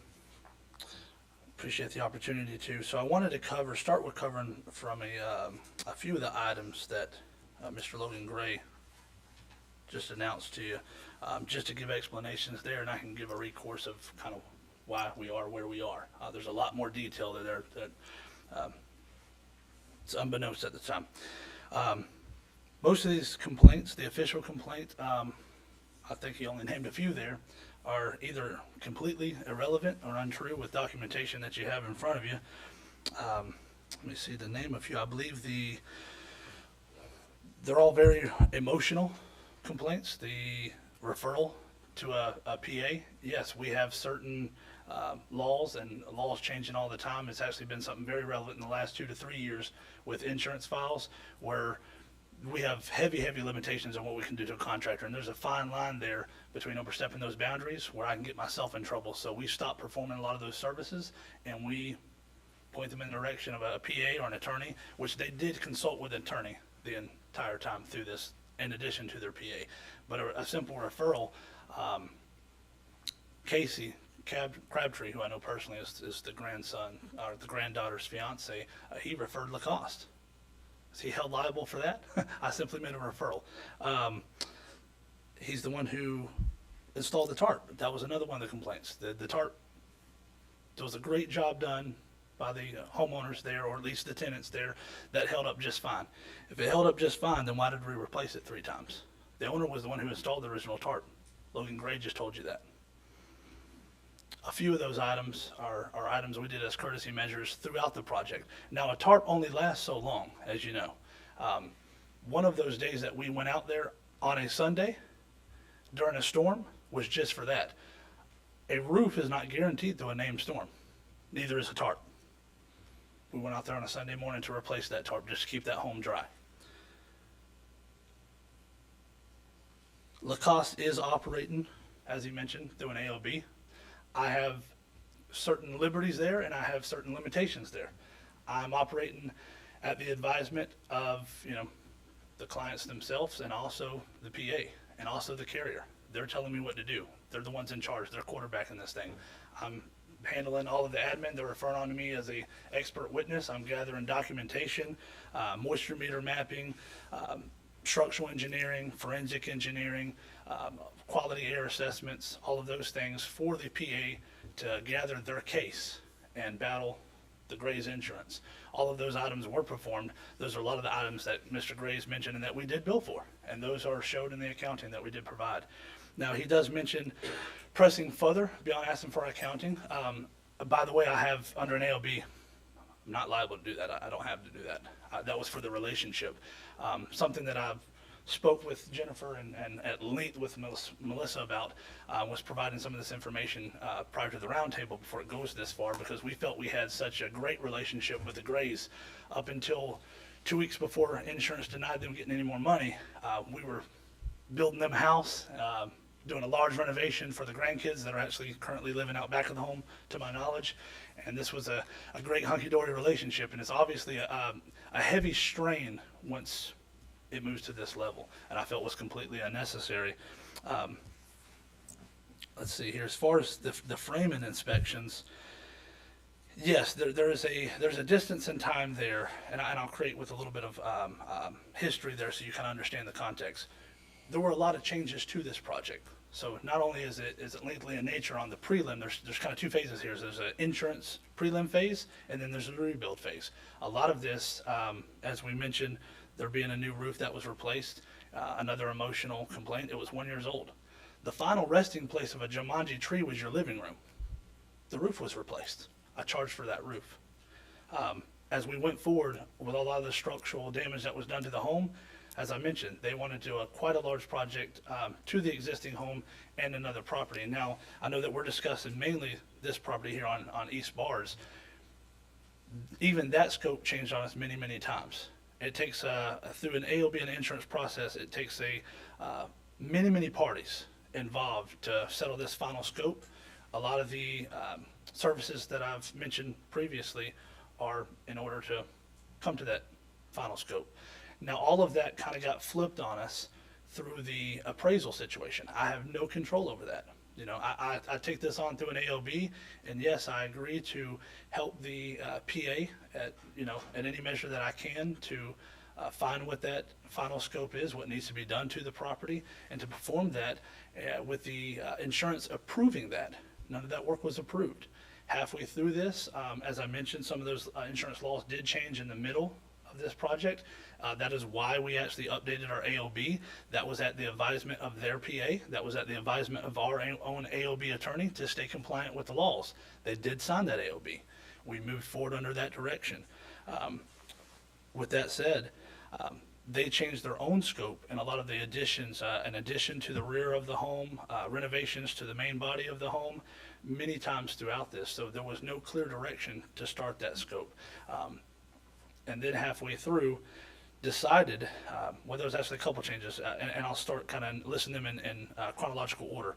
Not only were there changes made by their own decision, also more scope was found under all the prelim activities that I mentioned, finding out what that final insurance scope was. And then with some of those law changes, a lot of the insurance carriers themselves had the ability to invoke appraisal a lot easier than they used to be able to. They invoked appraisal, not myself, not the Grays. I feel sorry for them that happened. You know, appraisal came out. There's two third parties, and I don't know how familiar or unfamiliar you are with the insurance process, so I don't mean to insult anyone's intelligence, and I want to keep it at a base level just to make sure everyone stands on all the facts. The third-party appraiser for the insurance, third-party appraiser for the Grays did come out. We did not assign them, have nothing to do with them. They're, again, a third party assigned through the PA and through the carrier. They decided not to award the full amount. Lacoste's job is to help not only perform the services, but find out what those services are, and then once they're determined by the carrier what is approved, to finally, provide those services. Also to provide whatever that pricing is to the PA. I'm not allowed to press for that pricing or make changes with the carrier themselves. All of that runs through the PA. All of them were notified of this pricing. It's roughly $287,000. Unfortunately, through the appraisal, the Grays were only awarded, I believe, to the tune of about 110. I know originally 96, and then there was a couple other fees, and we were paid about $110,000. So I have no liability to do almost $300,000 worth of work for roughly $100,000. That change in their policy and their claim should not affect me at all. Now, everything that was paid out, I did perform those services. The roof they mentioned, it was replaced. It did pass inspection. The only inspection that's currently open would be the Foramen Inspection, and that was due to a lot of the changes in scope that I mentioned to you earlier. Now, when we found out that it was a lot more work than we originally intended when we broke up with the home, he mentioned trusses mistaken as rafters. That was simply an admin office area, not our project manager on site. So yes, rafters were replaced, a lot of decking was replaced, the roof was replaced. Also, we did have Mike Smith, who's now officially retired, I believe in November, out to the property as a courtesy inspection. Now, we had one before where we missed that inspection. I know that Reagan, the client's granddaughter, called us in tears, frustrated with that kind of encounter, and we sort of played liaison with the city and got a hold of that, got him back out.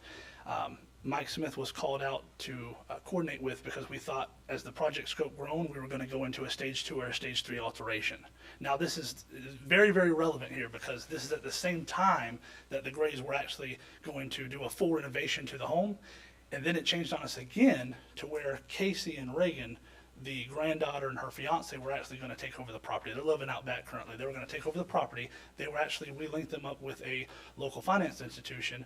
They were going to take out a loan. She also does mortgages, and at that time we have documentation. She was actually going to look into a loan for herself and go into an even larger project to renovate their house for them once the Grays decided that we were going to build them for them elsewhere. Keep in mind, this is towards the very, very end of this timeline when they're still very much happy with us. I did not want to charge them twice. It made no sense to me if Mike Smith or if the city, I speak about him directly, but the city was going to come out and say, hey, this is going to be a stage 2 or stage 3 situation. Mike Smith at that time on site mentioned us doing all of the headers and bringing that full property up to code. Didn't want to bring that full property fully up to code and then turn around and say, hey, here's another bill because I know we're going to rip this down and do this again. They made a decision to hold off on that. Obviously, I didn't have a clear direction on which scope to perform.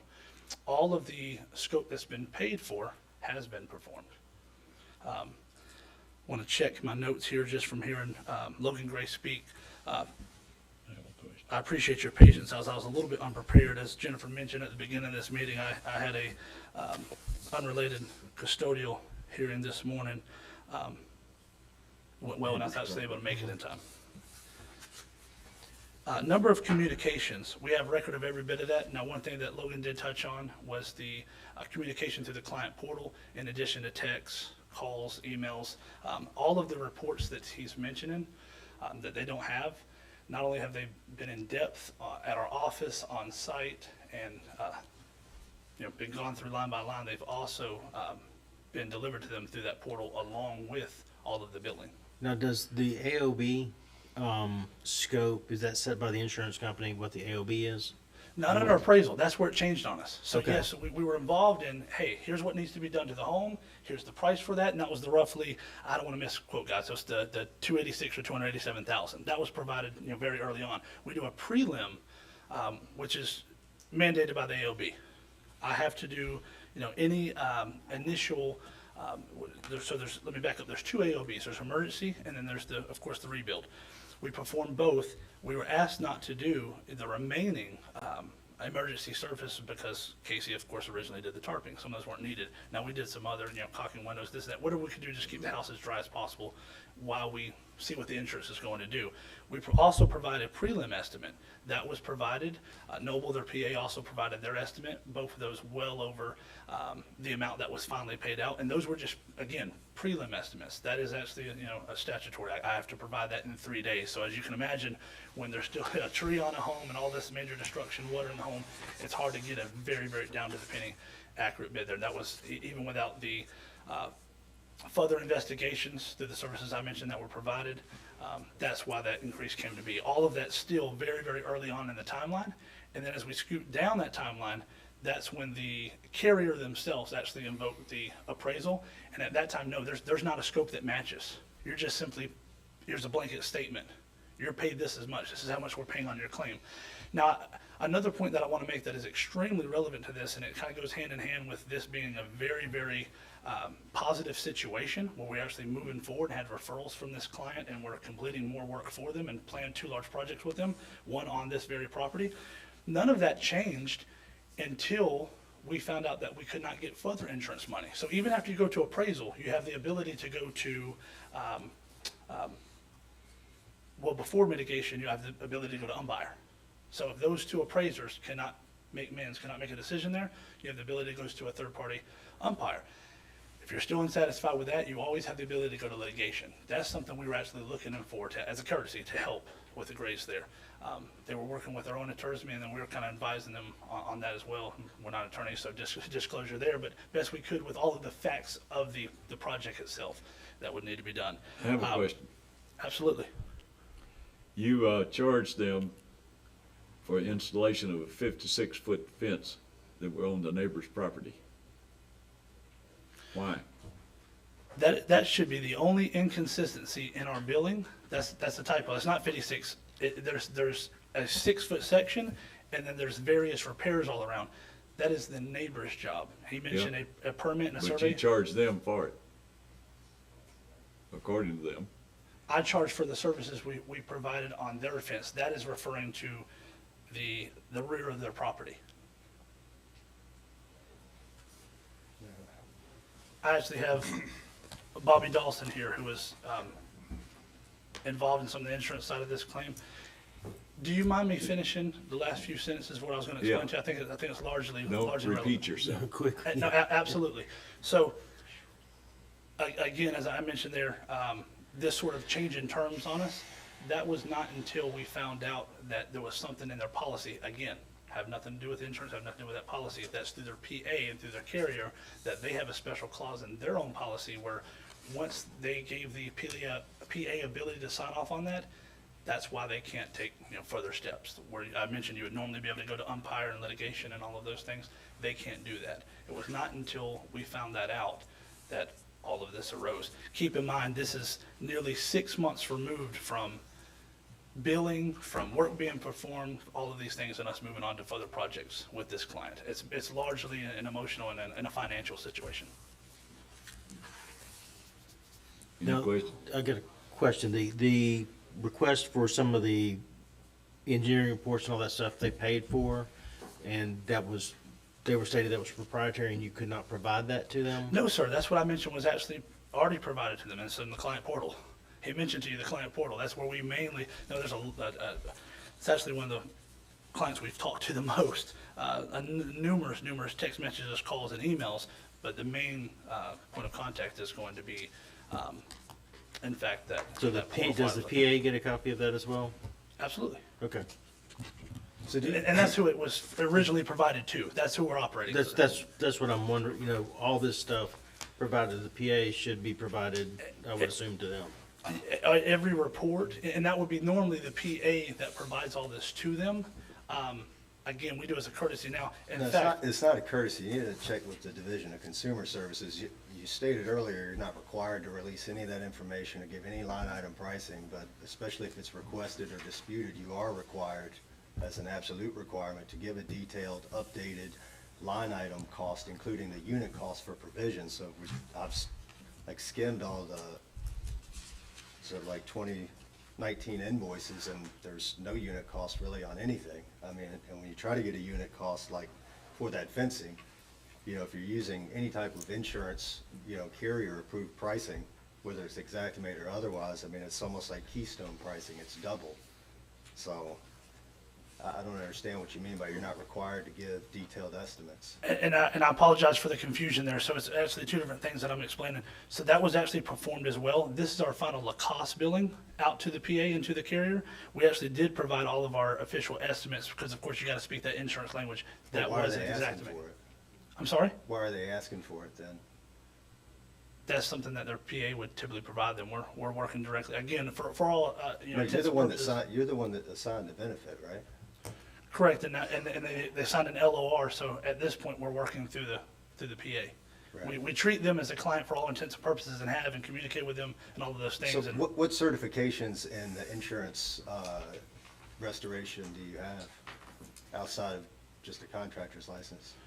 well, all scope that I'm doing right now would fall under the GC, registered GC, and a CBC license that I'm handling, aside from I'm subbed talking out. about actual certifications that are required within the insurance company usually, and standard within the industry to do that. I don't have those personally. Some of my employees do, and then some of those items are actually subbed out to, subcontractors that do have those. Would employees have that? I do believe Like that. a large loss specialist or advanced structural drawing, water restorative technician? I mean, those are. I would have to look all into that. restoration companies I'm not do sure. this. I'm not sure of those, but none of these losses should, at least that's. Yeah, if not- you're doing air You gotta- quality testing and, I mean, a lot of the things on here would be standard for you to have those certifications so you can even interpret. Absolutely. So, go ahead. That was actually the subcontractors that I was referring you to have a- that Let me provided get a- those services. We have a gentleman behind you. Robert Dawson, 6224 100 Drive, Milton, Florida. Were you sworn in earlier? I think that's all you stand. Yeah, I could do it again if I need to. Yeah.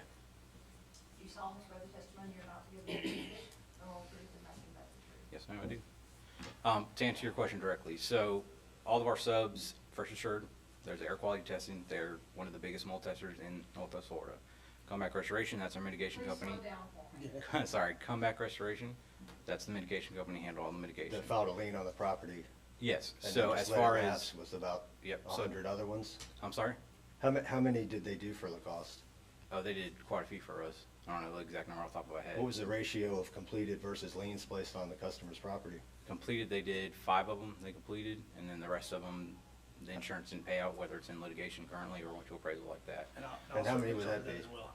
But to answer your question. But how many was that? I'm sorry? You said 5 that were successfully completed. How many were Yeah. in a lien status? Oh, I don't have the exact number in front of me. There were no successful liens. Oh, yeah. Not no- one yeah, successful lien. Yeah, every lien was thrown out, if that's what you're asking. I'm No, sorry. that's not what I'm asking. How many liens were placed? Oh, yeah, I don't have that number in front of me. I'm not sure, I believe just the 2, Grays and one other, I believe, I don't wanna misspeak. None of those were successful. I think it's like 50. That were put, I don't know, it wasn't that Yeah. many, I know that. But again, I could be wrong. 50 jobs. No, that's what I'm saying, it's not that high. 50 jobs for us. You either know or you don't. I mean, Yeah, I can't don't- disprove that, so, I mean, it's not worth debating, but they have more than 2. Yeah. I mean, Yeah, but, I mean, There's a same thing, lot. if you had a list that said 50 on it, then I would understand, but if you're just spitting a number out, you know, that's what we're trying to say, is, it's we your don't have a burden number in to front of prove, us. not mine. Okay, so to answer your other questions though. No, but I don't need to know that every sub has a certification. I mean, whether they do or whether That's they what you don't. just asked, though, No, it's correct? not what I just asked.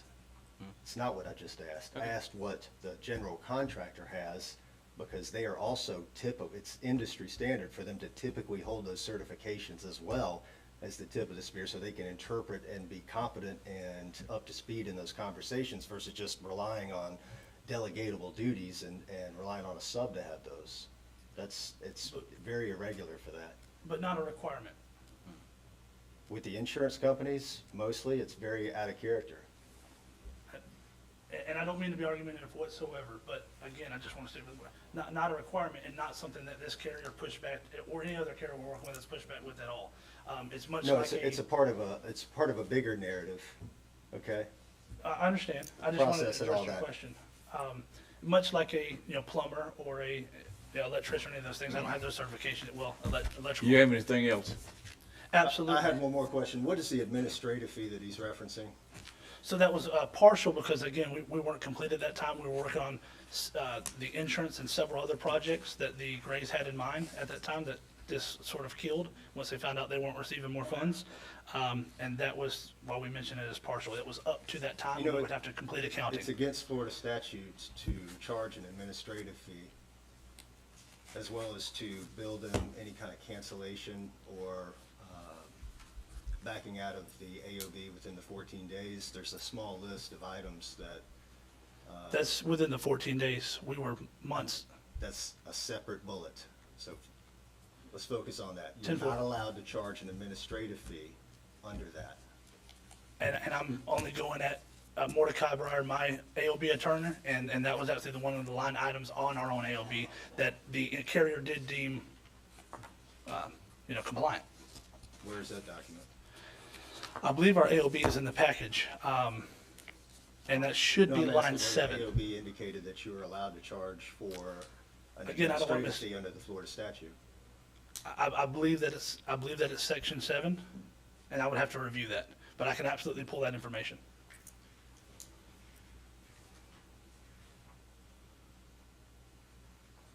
You have anything else? And I'm just checking my notes right here. Let's see. I don't believe so, other than the Okay. several other projects. I appreciate your time. Thank you. Chair, there are a few other citizens that are on the complainant side that would like to have an opportunity to speak. Okay. Also, the city building official, Jonathan Bilby, would also like to clarify Yeah, something. we need to have him clarify after she finishes. My name, yes, Valerie Schofield, 7828 Cornet Drive. Valerie Schofield, 7828 Cornet Drive, Pensacola, Florida. 32514. I, as well as the Grays, have hired Jesse Lacoste to complete a project that was due to Hurricane Sally. We were given his information by the State Board of Builders Association to hire him, to which we did. At the time as well, we hired Jesse, thought he was a great man, thought he was gonna do great for us. In turn, I don't mean to interrupt you, ma'am. Go ahead. Is this part of the It actual, is. the actual? it is, it's much like their case. No, We also is- have a case as Is well. it part of this case? Yeah, because we can't go into Because we can't go another into case. Even Not though like- it relates to their case. No. It if has you've to got a relate ca- it's specifically gotta be to their this building. case, to this complaint. If the only relation is the contractor, So then we can't No. open our case as well. I believe Ms. Schofield has talked with Melissa about her case that was ultimately dismissed prior to this case being brought to the board. And Ms. Schofield, based on this case being brought, would like to request that her case be reopened and looked at further. okay, doesn't she need to follow the paperwork through and fill out the form, or? So she can do that in this forum. She can do it Okay. here, All right, put in that that's all I needed. request. Thank you. But are we going to hear that petition to have that re-heard in the scope of this, or should that be separate from That those sounds like a conversations? separate action, to have it reinstated. I believe it would be a separate action to have that complaint reinstated. That's what I'm saying. That discussion should occur under a separate item, not this item. Despite it being against Jesse Lacoste. I think originally, Chair, when Ms. Schofield contacted me and we talked about this, she was going to address that in public forum. At the beginning, I didn't see her come in, Well, obviously. it cannot be added to this case. So it's staff's request that Ms. Schofield be able to address this board at the end of this. That's then. fine, but what she's saying now has nothing to do with this particular case. Correct, sir. If we can, if she'll Okay. just fill out a speaker form and she can address that since she wasn't aware of the public forum thing. Okay, Thank you. okay. City official. Where do we stand? Yes, sir, thank you. Just a couple of points of clarification. This project was permitted on July 1st by Lacoste. That was B 2021.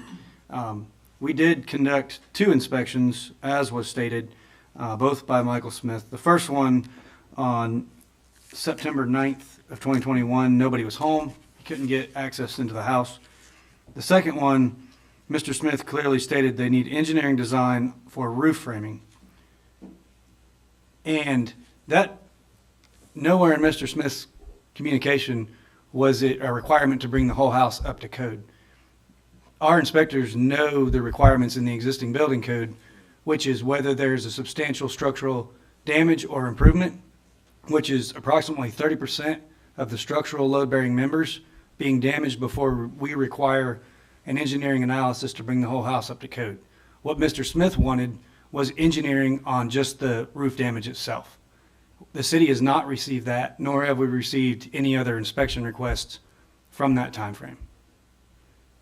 And then the permit was actually canceled by the owner on February 14th, 2022. Just wanted to get that clear on the inspection request. I do have in relation to that, when we were reviewing this case, we were looking at, Mr. Lacoste received his initial funds. The Grays had gotten an insurance disbursement. They kept what they needed for the emergency repairs, and then Lacoste requested that they give them the balance of that money, and they received those funds on January 8th, 2021. And in the review, we looked to that he needed to obtain a permit. Permits are necessary to do work within 30 days after the date payment is made, except where the work does not require a permit under the applicable codes and ordinances. So we specifically looked at it to say he didn't get the permit until July 2nd. Late permit. He finally got a permit, but not within the time allowed. So he didn't start construction in January. Right. So it doesn't really qualify as a late permit. It qualified under what Chase was saying earlier, the specific statute. This would be Florida Statute 489.126, 2A1, regarding payment of money and not pulling a permit within that specified time frame. So you didn't get it within the appropriate time. Yes, Jim. And it specifically says apply for a permit. He did not apply. It does not say he didn't apply for it within the time specified. Yes, Chair. 126, Yes. number 1. I think we can stop right here and go to disciplinary. Entertain a motion to go to disciplinary hearing. For And failure Chairman, to, other provisions that the board may want to consider in regards to some probable cause would be Section 18-37C11 regarding fraud, deceit, gross negligence, incompetence, or misconduct in the practice of contracting. And we would also have potentially Section 18-37D13, misconduct or incompetency in the practice of contracting per Florida Statute 489.129(1)M. Okay. Well, I do have some very relevant comments to. Right now, we have entertain a motion to take it to disciplinary hearing based on the two.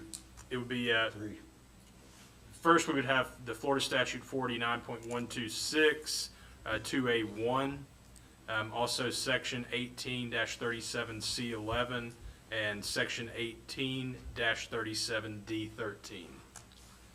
Okay, do we have a second? I don't think a motion's been made listing it out. If someone has a motion to make listing out what they would like to have. You could say with the provisions detailed. That's what I said, a motion to take it to disciplinary hearing in accordance with the stated identifications. Do we have a motion? I'll make that motion. Motion been made, is there a second?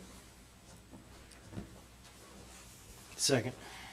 Motion been made and seconded. Any discussion? Being none, all those in favor say aye. Aye. Opposed, like sign.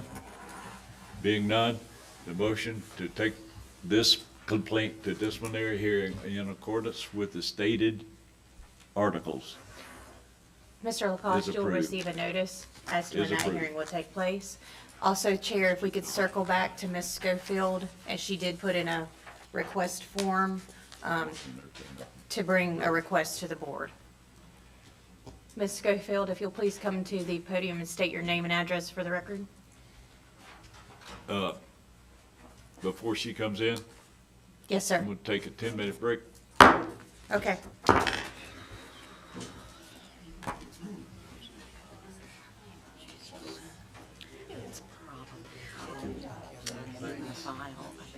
You can go home.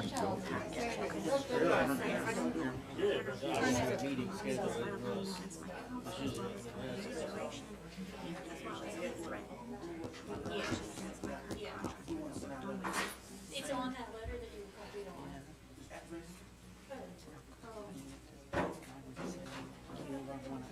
No, I have the return receipt in my office. If you will go into my office. I'm giving you the position.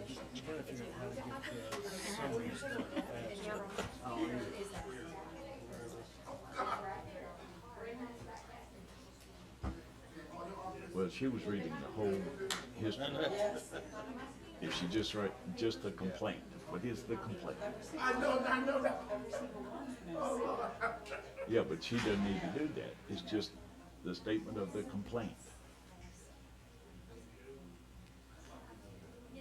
Because all the rest of it is immaterial until you get the disciplinary hearing.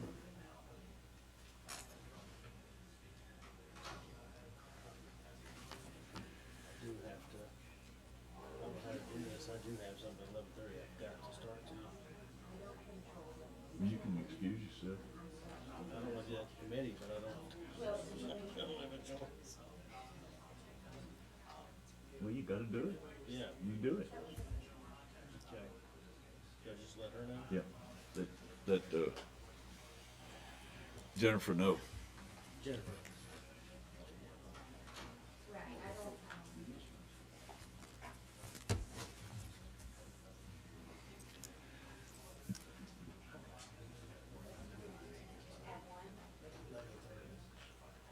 That ain't right.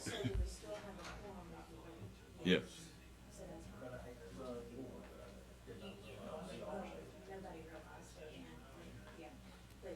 All you're gonna say is that and then Sharon will say, Secretary, you. Yes. I'm sorry, I didn't. I mean, this one should have been scheduled over a couple of days.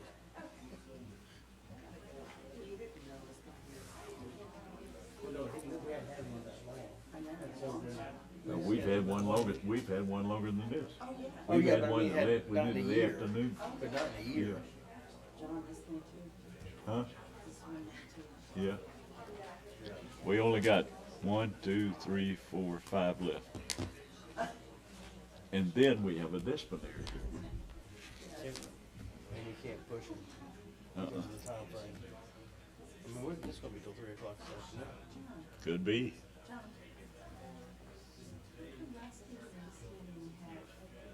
2 minutes for them. Coming to get me. Coming to get me.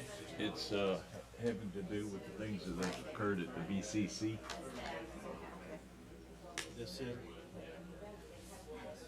Hasn't heard it. They declared that they'd have, Well, we needed them in the past. we could have used them in the past, We could have used them in the past. but that's where it came from. We didn't request it. I'm not gonna tell her no. Just take you out. Whatever she says.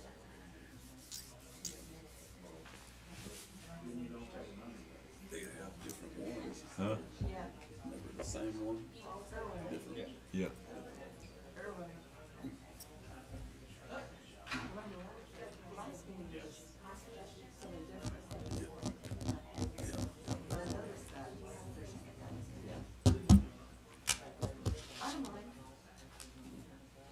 Yeah, good.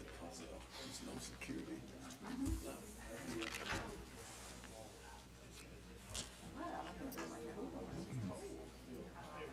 I can join it in the car. I can join it in the car. Yeah. At 11:30. Yeah. So You we're can do it good. Zoom. I'm good. Yeah. I don't have to make it out to. Yeah, I was gonna say, you don't have to go out there. You wouldn't make it. I wouldn't make it.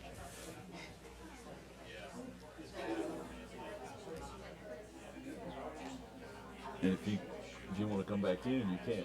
I think I got work for 4 hours right after that. Oh, They're going over performance reports for the Yeah. changing committees. At least I made it through a little more. You said 10 minutes, Colonel?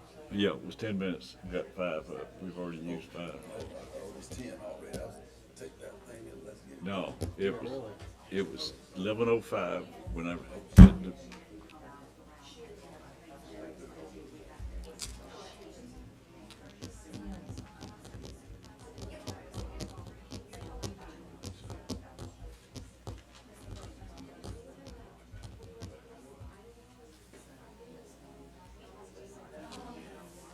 insurance companies don't replace fences.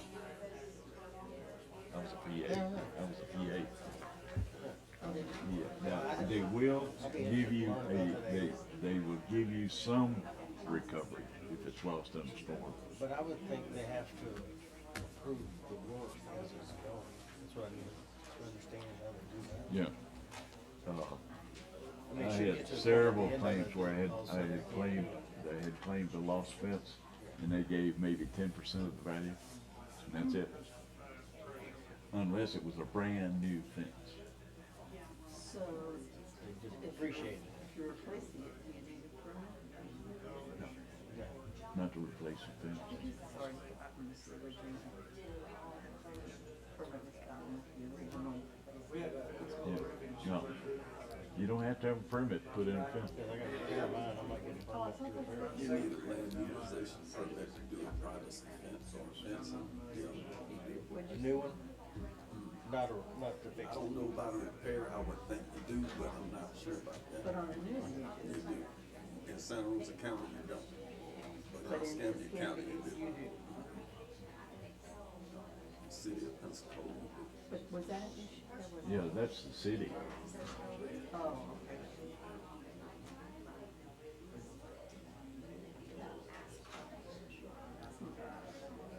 I check on all of that before I do stuff. before you do anything. It gets you, Yeah, but that still doesn't have anything to do with the insurance company paying for it. no, it doesn't. Oh, no, right, right. Well, I've seen people complain because you put in all the stuff for the insurance claim, and that fence, 10%. You do, those kind of, estimates, don't you? Yeah. You used to. Yeah. No, he brought up that issue of Xactimate. That's the best estimating program in the country. Software. Xactimate. It's, you put in, it's like, just take a house. It's got 10 rooms, whatever. It'll give you the cost of repair of every room in that house and give you a list, an itemized list of materials. And that's it. And it's an industry standard, by the way. You know about that. I don't do that. I still work on those jobs. It's too complicated, there's a national, and it's based on regions. A cost for materials, and it's accepted. Once the insurance company accepts, that's what they're gonna pay. That seems to be a problem now. Well, but see, you're in a different situation now. You got a supply issue. You got all these things affecting you. Materials are. But under normal circumstances, that's what you're gonna get. When you give an estimate, with the prices changing every day almost, how do you do that? It's hard. I give them, I don't want to do a price. I mean, it's the truth, if it's something like this, it's a big job. Just do cost of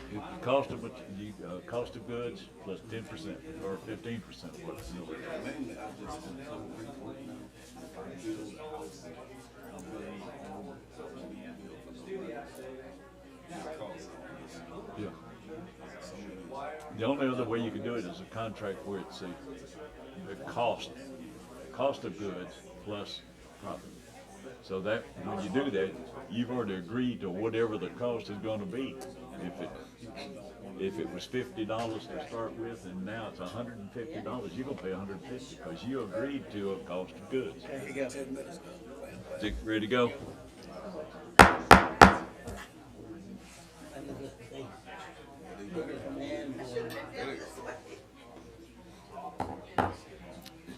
You ready?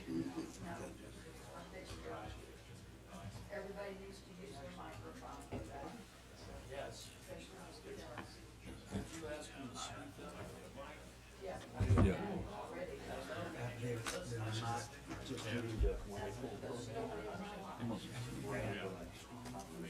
All right, Jerry, you ready? I'm ready to go. Contractor Competency Board is back in session. Yes, sir, Mr. Chairman. As stated before our break, we had a request from Ms. Valerie Schofield to address the board. If Ms. Schofield, if you'll please come and state your name and address for the record and state Madam your request Secretary, to the board. I need to ask to be excused. Oh, yes, sir. Since Board member Bell is asking to be excused from the board. He has a We still prior have a quorum? engagement. Yes, sir, Mr. Chairman, we do have a quorum. He's approved. Thank you. Now, they keep it short. Yes, sir. Valerie Schofield, 7828 Cornet Drive, Pensacola, Florida, 32514. I am one of the lien victims that have been because of Mr. Lacoste from Comeback Restoration. I currently have a lien placed on my home for failure of paying of benefits for the remediation in the amount of, I believe it's $1,500. Mr. Lacoste contacted the Comeback Restoration and attempted to negotiate, for whatever reason, the fee, stating that he knew that he was overcharging and refused to pay him. At the time that I spoke at Comeback Restoration, they advised me that there was 25 other people who were as well being placed a lien on their house at the time.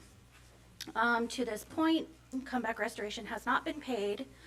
As of July of 2021, we severed ties with Lacoste Construction doing any further work on our house because as well, they only placed a roof on our house, costing us $35,000. No other work was completed.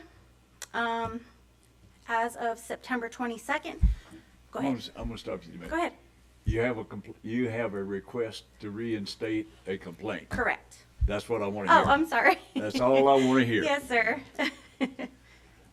I am requesting to reinstate my complaint against Mr. Lacoste as doing business as Lacoste Construction. When did you make the first complaint? The first complaint was done in 2021. I don't know the exact date.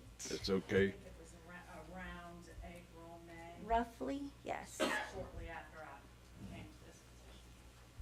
All right. Understand? At the I'll time her, entertain a motion to reinstate her complaint. Motion to reinstate. Complaint of I'd like to hear what Stephanie. Jennifer had to Valerie. say. Mr. Chairman, I'd like to hear Jennifer. What were you going to say, Jennifer? I'm sorry, I didn't hear you. I was asking Jennifer what she was going to say. Did she have anything to add to this? well, and I was just going to give you some background. At the time her complaint was made, that was 2 county attorneys ago. This was, so maybe fresh eyes might lend a different outcome. That's all I was going to say. Yeah, but if we open a complaint, we'll go through it again. Okay, we have a motion made. Is there a second? Second. Motion made and second. Any discussion? Being none, all those in favor say aye. Aye. Opposed, like sign. Being none, your complaint is reinstated. Thank you. Thank you. I don't want to hear all that other stuff. We'll hear it soon enough. Madam Secretary. Yes, sir, Mr. Chairman. We have Richard B. Metz doing business as Solid Roofing, Inc., state certified license number CCC 1332354, Contractor Competency Board complaint number 220211 COM. It's in regard to Joy Kristen, homeowner complainant at 1434 Lemhurst Drive, Pensacola, Florida. If you are a party to this case, if you could please stand and be sworn in. If you give them just a moment.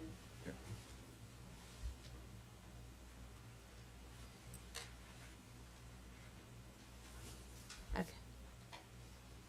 Would you raise your right hand to be sworn? Do you solemnly swear the testimony you're about to give will be the truth, the whole truth, and nothing but the truth? Thank you.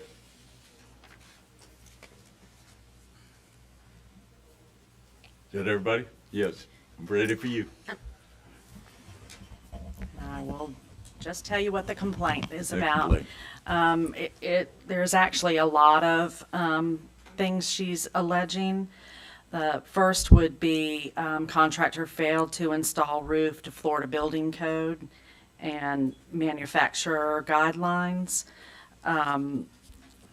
She has issue with things that were on the permit, that the permit information wasn't submitted correctly. Issues with who actually is the license holder for this company. She's contesting false affidavits in order to get inspections.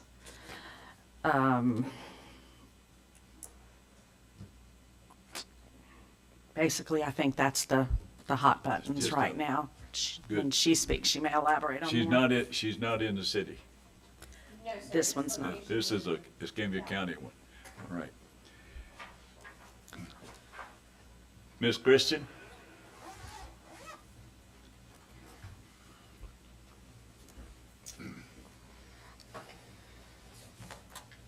Good morning. Morning. My name is Joy Kristen. I live at 1434 Lemhurst Road, Pensacola, Florida.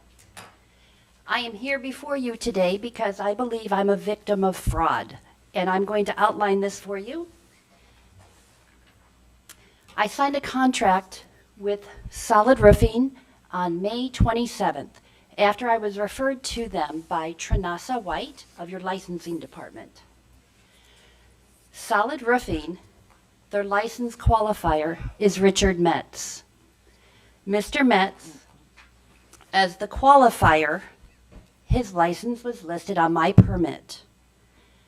I had problems with the roof leaking, and I contacted Solid Roofing. When I contacted Solid Roofing, I wasn't getting answers I thought I should. So I asked for a copy of the building permit and how did it possibly pass. When I looked at the building permit, I noticed not all of the products they installed on my house was listed. In addition, the sworn roofing affidavit had a funny signature. It was Richard Metz's signature. Well, I did some Googling and I talked to Mr. Metz.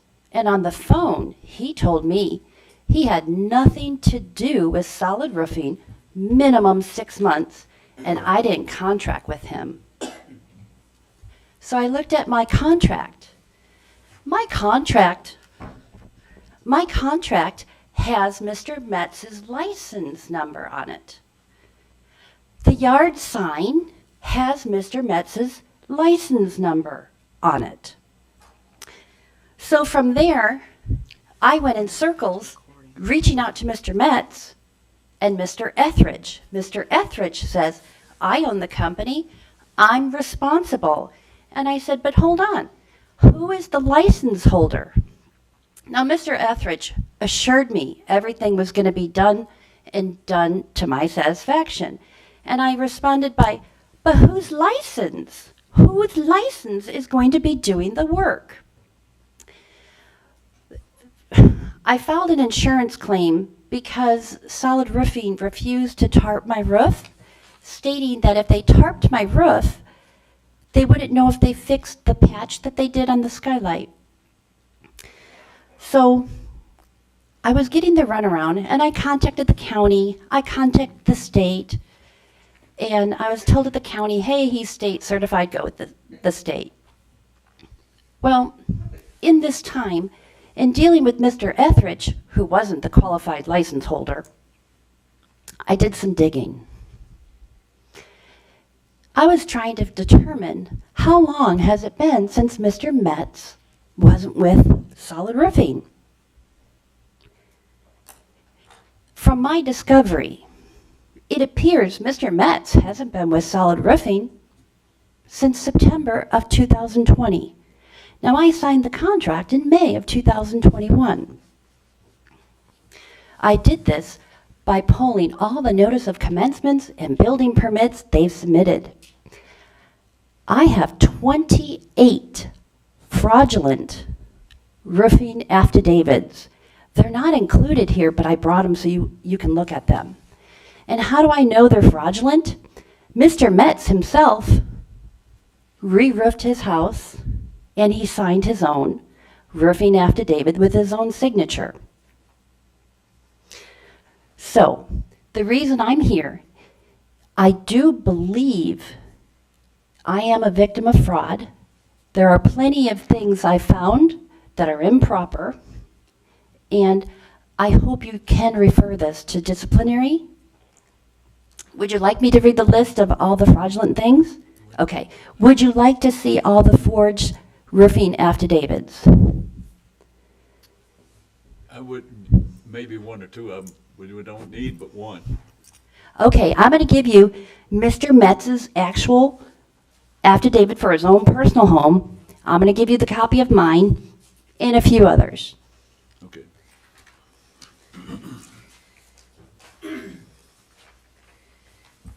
mine, his personal home. Mr. Attorney, I need to recuse myself from this one also. I know Joy.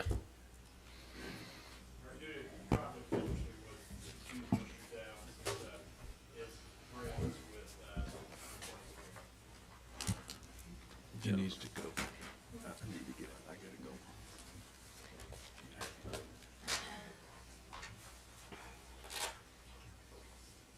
Make a request. I'd like to request to be excused.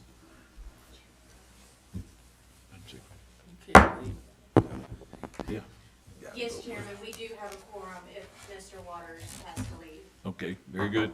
You're excused. So while you're looking at that, there's something else to be noted. I believe federal law supersedes county and state. My house was built in 1973. Solid roofing is not a lead certified renovator. My house was not tested. They shouldn't have even touched my home. It's a violation of federal law. EPA, they must test before they touch or disturb any lead paint.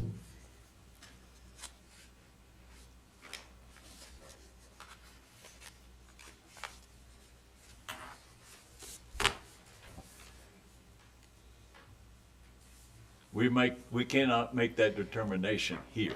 That's not what we're here for. We hear your complaint. We'll take this into So at advisement. this point, my house has sustained over $70,000 worth of damage. Solid Roofing would like the opportunity to make repairs. Because I couldn't get a straight answer, I hired a forensic roof engineer. I submitted a 558 to Solid Roofing. Mr. Metz failed to respond to the 558. I also submitted a statement of account. Mr. Metz failed to respond to the statement of account. So before I let anybody do any work on my home, I need to know whose license they're going to work under. Now, Mr. Etheridge did reach out to me saying that his subcontractor is licensed, that he subbed it out to. He subbed it out to Rock Solid Restoration of Central Florida, but it turns out they don't have workman's comp, and they haven't had workman's comp. They went back 10 years. There is no workman's comp. Now, if you're a licensed qualifier, and I do have a copy of Mr. Metz's application for the DPPR, and he states, as the qualifier, he will be supervising all of the work and making sure the work is done to code. I have a copy of that in his own writing. So I'm here because I don't know where to turn. The state of Florida, they sent me a letter saying, while Mr. Metz claims he left Solid Roofing in June of 2021, he was still legally liable. But I believe Solid Roofing continued contracting, knowing their qualifier has been gone, which is why they submitted so many fraudulent roofing affidavits. Thank you. You're welcome. Thanks for hearing me. Is Mr. Metz here? Mr. Kristen, you're a licensed contractor? I have a specialty contractor license. You might recognize me. I have a DSW 0007 licensed specialty contractor. Thank you. Thank you. DWS. DWS. Mr. Metz?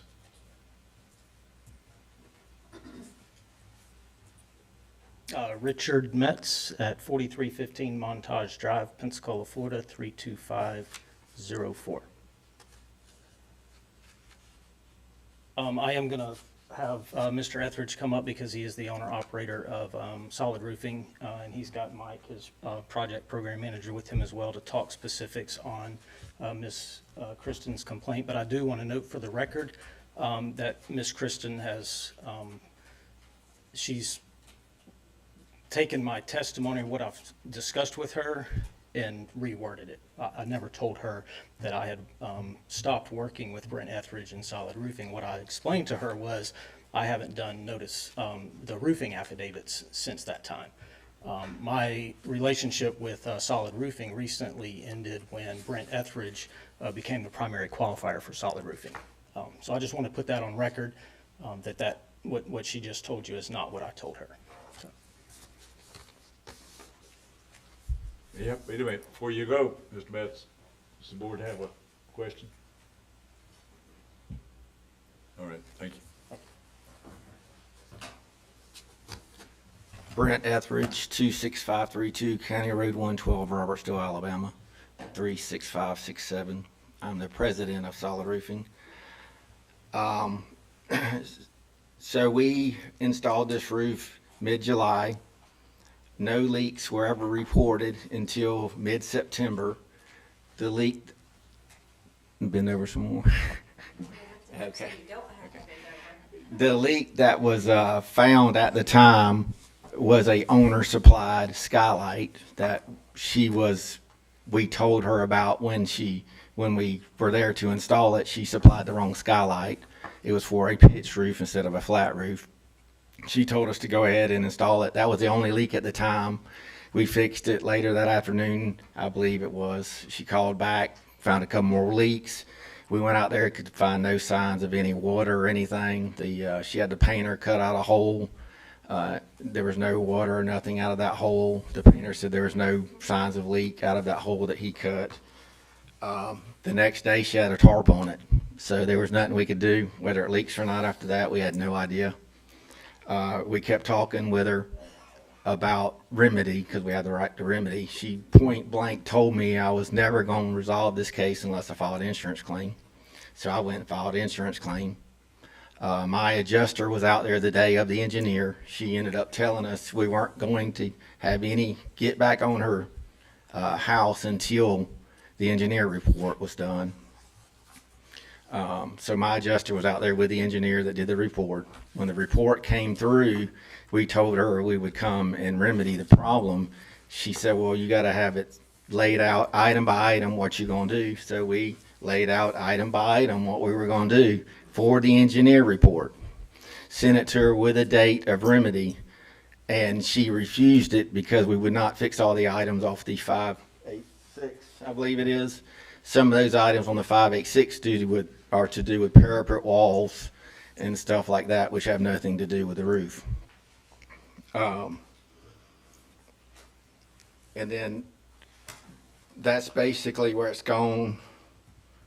Still sits there with a tarp, until I guess somebody mediates it or something, We've turned ours over to our lawyer.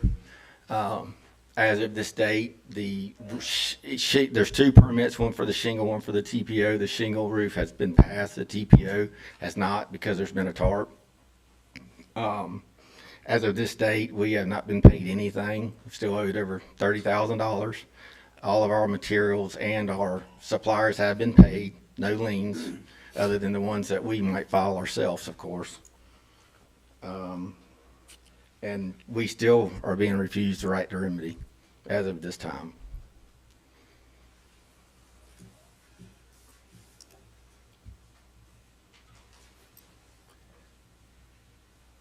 You may come back up.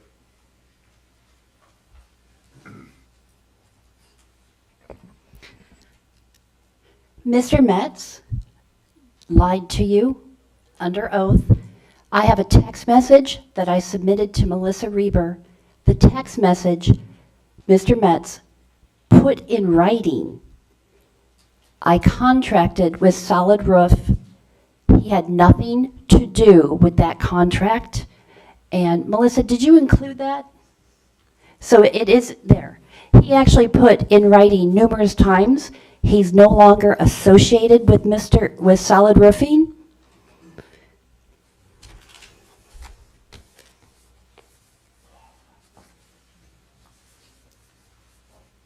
What I told Miss Kristen was she was trying to tell me that she was threatening that she was going to sue me personally, and I told her she didn't contract with me personally. She contracted with Solid Roofing, Inc.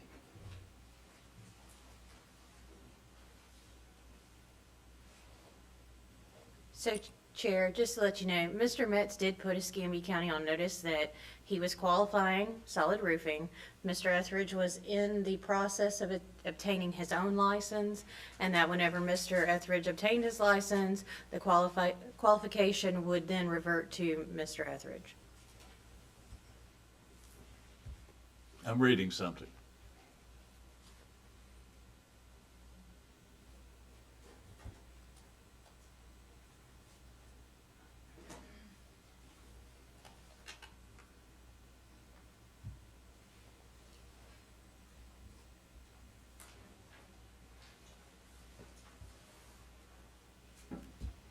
Okay, anybody have any comment?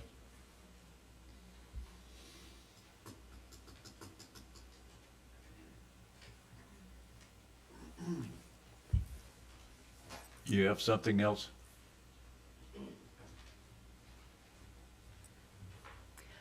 Florida statute.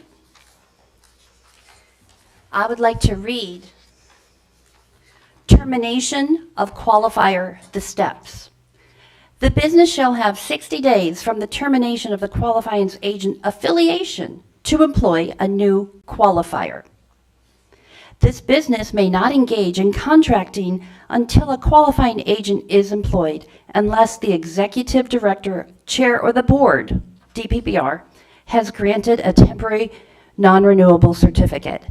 Would you like to see the license from dbpr that states Mr. Metz is legally responsible and financially responsible? I have it with me. Giving them the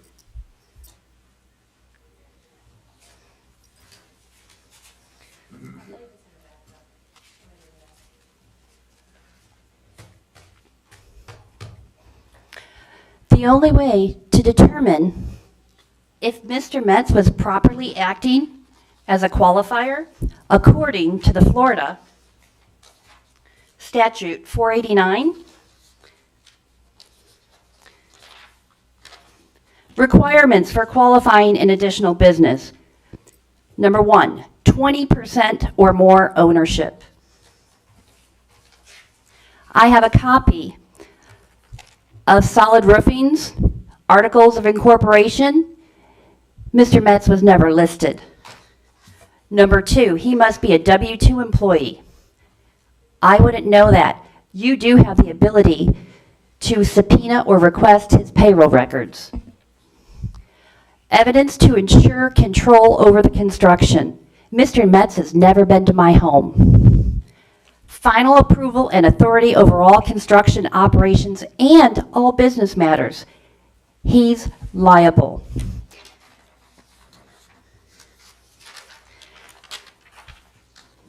The primary qualifier, Florida Statute 489-105, must supervise, direct, manage, and control of both business activities and construction activities of the business.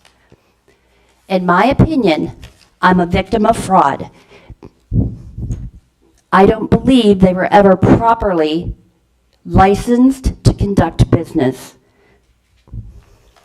In addition, you know, that whole little federal thing, lead paint, not certified to touch my home. Yes, Chairman, I don't believe there to be probable cause of this. You don't believe there is? No. All right.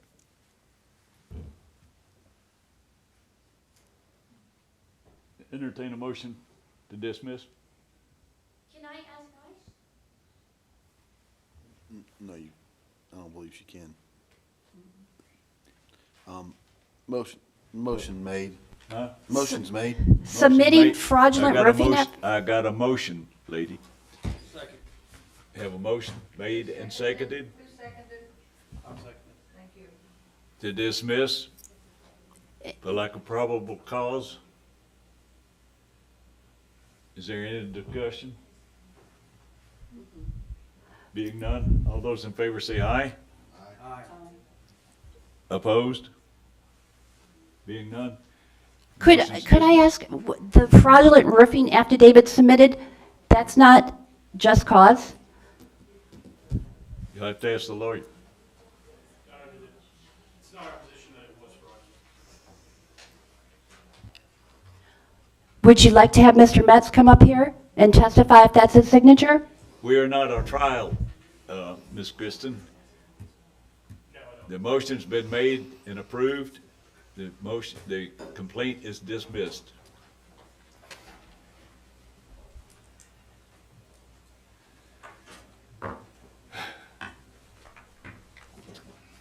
You ready? Can you handle action? Put this hat on now. I don't know.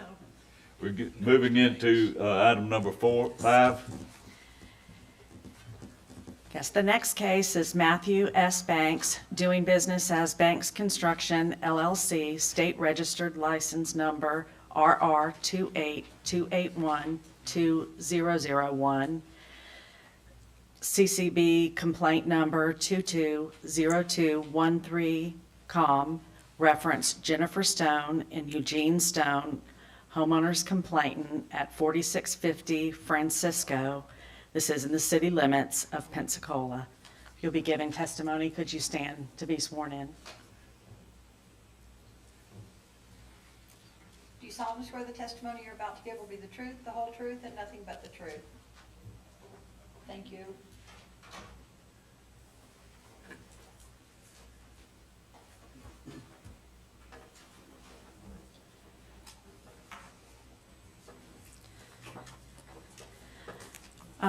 Chairman, this complaint is driven basically that the complainants entered into a contract with Matthew Banks in 2020.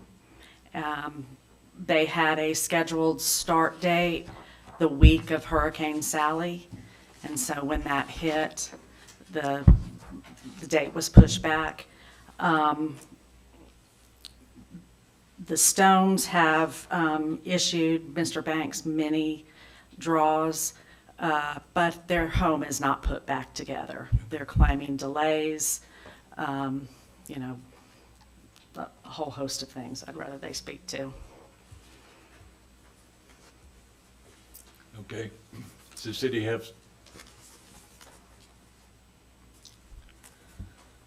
Not at this time, unless I have to comment on the record based Okay. on testimony. Okay. We'll call up Jennifer or Eugene Stone.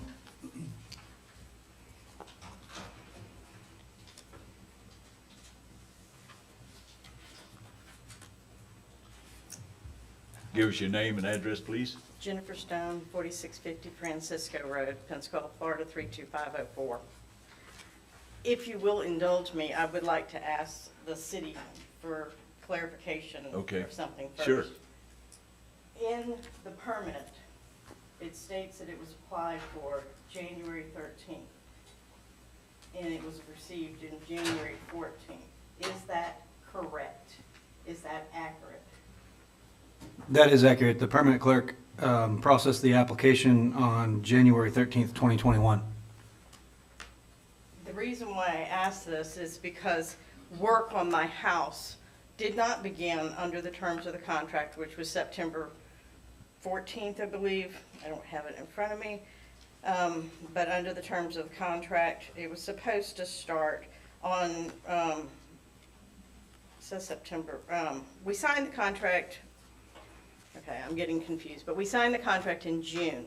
And under Exhibit A, which is where he spells out what work he's going to do, he has on the bottom of it 2 asterisks and a date, start date, which was September 11th. I have written down, for some reason in my head, it was That's September correct. 14th. But Hurricane Sally hit, and I understood. I've never received any notice that it was going to be pushed back, but I just understood. Nobody was working. We were all dealing with power issues, trying to get trees off our houses and other things. They arrived at my house October 7th and started working. But if the permit is correct that it's that it was not applied for until January 13th, and I have an issue under Florida statute 489.1290, which was that he proceeded to do work without the appropriate county permits or local permits, because he didn't get the permit until January of 21. Personally, I don't think the city's correct, but I'm not, I shouldn't be building a case for Mr. Banks, but my notice of commencement was dated and recorded in September of 20. So I would have thought the permit was then. There's 2 invoices for work on my house. One is for the remodel, and the second invoice on my house is for windows. It appears that Mr. Banks has a habit of not applying for the permit until 90 days. Mr. Banks would have been at 90 days, roughly 90 days, on the second permit, or on the second contract. We had one contract, and it appears to me that he may have amended it in January to add the second invoice, which was for window work. In October, I signed a contract with him to replace all the windows in my house. I have 27 windows. I have a very large A-frame. There are 9 windows. Those 9 windows constituted more than 25% of the windows in my house. Therefore, my understanding, I had to replace all of them. And I was doing hurricane windows because frankly, we're getting old and we're not going to be lugging stuff to cover them. So we did that, the hurricane impact windows. And that's why I'm questioning whether the date is correct for the city. Because if it's 489.1290, then we have that issue. But, you know, that's for the city. If they stand by their number, then they stand by it.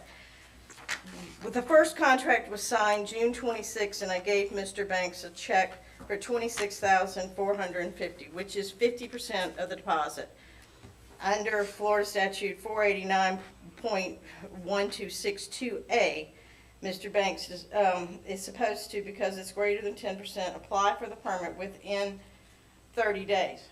However, if you read all the way down, and the lawyer can help me here because I'm not a lawyer, but it says unless it is agreed that the start date. So I don't know if there's an issue with whether or not he was supposed to get the permit within 30 days, or if he was supposed to start work within 90 days. But there's 2 invoices, and the only one that had a start date was the first invoice, which was for the home remodel, that said September 11th or 14th, I don't know.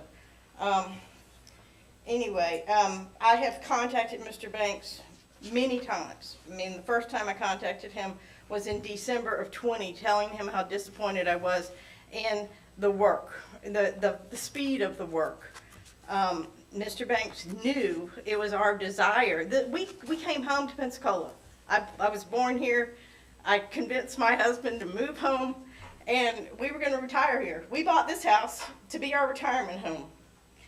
I feel like I'm rambling, and I don't want to do that because I was going to stick to the point. So the work started, and then there's long pauses. And Mr. Banks is very good. We hired him. We interviewed a lot of contractors before we went with Mr. Banks. Mr. Banks presents himself very professional. He is the most prompt person you will ever meet, and he does everything that he says he's going to do on his time. There's no timetable. His response to our complaint is there's no timetable in his contract for completion. I agree, in his actual contract there is no timetable. However, I requested and received a timeline from him in June of 21. I received a timetable that said there was going to be 13 weeks to be finished. It was weeks. So Mr. Banks actually came to my house the next day to check on the work that they had been doing on the windows. And I paid him a draw on the windows. And I showed him the list, and he told me I needed that, and I told him that this is great, but I need to know how many weeks in between all of this before the actual work is going to be done. And they've supplied me with a revised Excel spreadsheet that had dates, and it had a completion date that was going to be August of 21 for my house. We sold our house in Baton Rouge. We were not over here during the months coming up to the due date, because we had two houses. We were finishing, trying to sell our house over in Baton Rouge and get everything done over there to get over here on a permanent basis. We showed up with a U-Haul. The trash was still in the house. Nothing had been picked up. And I called Mr. Banks, and he said, I have to give him another 24 hours. I had emailed them and told them we were moving. We had all this stuff. I had had the house basically empty for a year. And while they were working on the house, we showed up and there's trash still in the house. And he did send some workers over to move furniture around and to move their equipment. I can't say furniture, but to move their equipment that was, you know, lumber and different parts that were laying around in the house. But that was August of 21. We have been living in a one room the size of a hotel room, and we did not have them remodel one of our bathrooms and one of our bedrooms. So that's what we're living in. I had the timeline from Mr. Banks. That was not met. They started sheetrocking back in June or July of 21. They are still sheetrocking.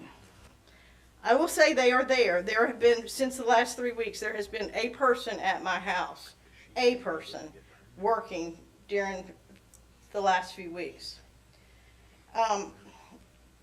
When Mr. Banks showed up at my house when they started sheetrocking the A-frame, his project manager had made a comment to me that he wanted a draw. I said, no, I'm not giving you a draw. You have 50% of my money. I have one room. I don't even have a second working toilet, and we were a year in. He came to my house, and we stood in what was our handicap bathroom, because my 90-year-old grandfather's supposed to be, my father-in-law supposed to be moving in there. And I asked him I said, I'm not giving you a draw because you've got 50% of my money. I'm already upside down. I got nothing but a shell here. And he said, let's make a deal. So I didn't want the subs to not be paid. So I did give him a draw to cover the subs. But I made a statement to Mr. Banks. I said I wanted it in writing. So his form of writing was he sent me a text message. And the text message is included in the text messages. I believe it's the last one. It was October 17th. Mr. Banks stated at that time, the October 7th, that he would be moving forward on Monday with completing the right side of my house, bringing it to a finish, the bedrooms and the bathroom on the right side of the house. Today, sir, not one room is finished. Today. They were very close on the handicap bathroom. Mr. Banks got into this business as a cabinet man. They sent a cabinet to my house with no doors. Well, no, let me rephrase that. They sent a cabinet to my house with one door for each cabinet. There's two doors that are supposed to be on the cabinet. So I have half of a cabinet. If they would finish the cabinet, I might have one bathroom done. There is tile work in the second bathroom. That is it. The master bathroom has not started. They have realigned. I am under the impression, because you've asked several other people, so I will say, have I notified the state? Have I filed with the state? Yes. Before I filed with you, I filed a complaint with Department of Business and Professional Regulators. How did I end up here? They sent me an email back and said, we don't regulate general residential contractors. My house is in the city. They told me I had to go to the city. The city told me his license is in the county. I had to go to the county. So here I am before you saying, I need help. I need a project finished. When someone sends me an email, a text message, which is his form of written communications, in October that says he's going to bring it to finish, we're talking November, December, January, February, 4 solid months, and not one room is finished. Mr. Banks is, I like him, okay? I'm not trying to attack him. He's a very good salesman. I don't know how many permits he has, but he doesn't have enough staff to work on all the jobs that he's working on, and nothing is getting done. you are the only governing body. I mean, I've read 489. I know I'm not a lawyer, and I don't profess to be a lawyer. I don't want to be a contractor. I know what a screwdriver and a hammer is. After that, my husband has to describe the tools to me. So I would like for you to consider 489.129L, which I don't believe Mr. Banks is committing fraud, but I do believe he's deceitful when he sends me a text message that says, I'm going to get this done. And in his heart, he may think that he's going to get it done, but he's got too much going on, and it's not getting done. And I don't know, am I supposed to live in one room for 2 years before it's not acceptable? 3 years? So that's part of the issue. Now, 489.124, business records. During this process, I have requested from Banks Construction accounting of expenses twice. The first time, there's some email chains in there from March 23rd, 24th, where I requested it from the former CFO, who at the time, that was like the 4th or 5th project manager that had left, and he had written me an email saying, sorry, we didn't tell you, but Matt, myself, and Charles are going to take over running the project so we can move things forward. That was in 2021. So I also requested, he wrote me back and told me in March of 30 that he really had to guess at what the expenses were. And under 489.124, I mean, I may not know what a hammer is, but I do know what an adding machine is, and I do realize that my contract is in accounts receivable, and Mr. Banks is under that statute is required to have financial statements. He's supposed to have accounts receivable. He's supposed to have normal business accounts that is used in the contracting. Well, I'm not a contractor, but I do know that any businessman is supposed to be able to tell you whether he is profitable on a specific transaction. If Banks Construction cannot provide, the first request was March 24th, and it took the CFO until March 30th to basically tell me, I'm guessing. From my look at your house, 6 months in on your project, it was roughly 40 hours worth of work. Now, we're another year down, and I'm asking for records. I wrote an email February 16th of 2022, received a response that day that said, we'll get them to you in a couple of days. We're March 2nd, I believe. I have no response. I still don't know how much money of mine. He's got $70,000 of my money. How much has been used on my project? We signed the windows contract in October of 21. I gave him a down payment of $13,700. This is when I think the city's permit kicks in, because he added the windows to that permit. There was no second permit gotten when we got those. And this is an assumption on my part, because I can't get anyone to explain to me, the details of the permitting process. But it was right around 90 days. So we had that money from October, and in the end of January, Mr. Banks had still not ordered the materials to put my windows in. Windows were on severe back order. So we didn't get those windows. They were not installed until April of 22. I do have windows. The bottom row on the A-frame lacks caulk, but I do have windows, and I'm very grateful for that. But I need the rest of my house to be done. there needs to be a timely completion to this. And I know I received text messages and emails and correspondence yesterday saying that they're working on hiring another sheetrocker. I can't tell you how many sheetrockers we've had come in that house. And in one room there's 25 cans of mud is what they keep telling me. I'm like, I don't care. There's still no mud. There's no walls up at the top. I can't have just the walls at the bottom. I've got to have the whole wall. in order for me to live there. So, there also, in reading 489, I noticed 489.1425, that the duty of the contractor to notify the resident property owner of the recovery fund. Mr. Banks' contract does not mention anything about that. First time I heard about it was actually when I read about it in the reg. And that's kind of dangerous because I don't know how to interpret it. So I really just think that, I don't know if it's a systemic issue. I believe, because I looked at all the other people's contracts that were in the exhibits and nobody else had it. But I do understand that's something that's readily correctable in the normal course of business, so it's really not that critical. But it's low-hanging fruit, and while I have the opportunity, I'm going to put it out there and put it on the record that it needs to be done.